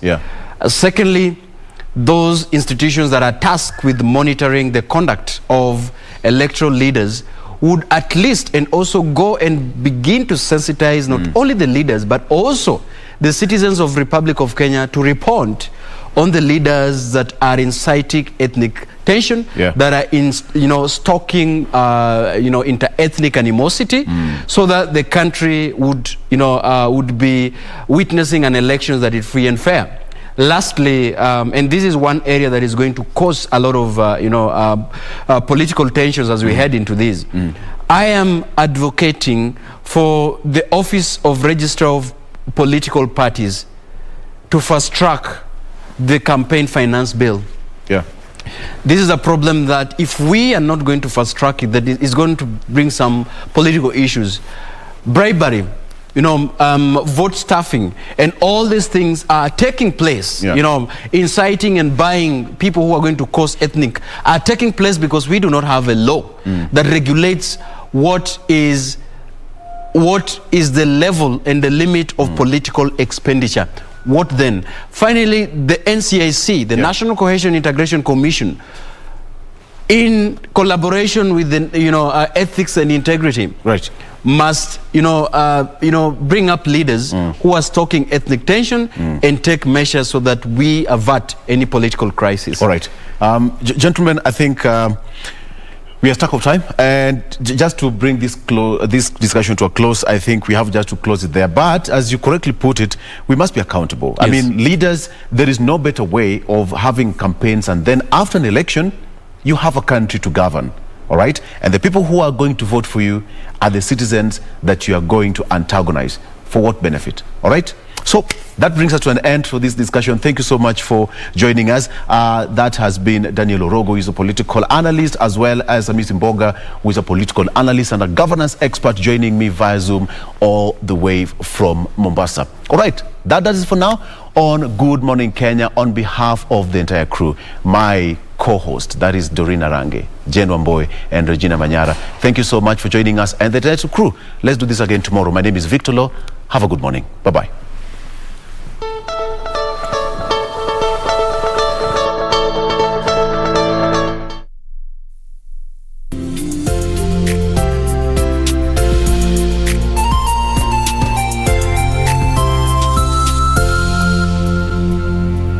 Kupata Zaburi 18 mstari wa pili, dial *811 *817#. Mwenyezi Mungu ni mwamba wangu, ngome yangu na mkombozi wangu. Mungu wangu, mwamba wangu ninayemkimbilia ninapohitaji kuwa salama. Zaburi 18 mstari wa pili. Zaburi 18 mstari wa pili, dial *811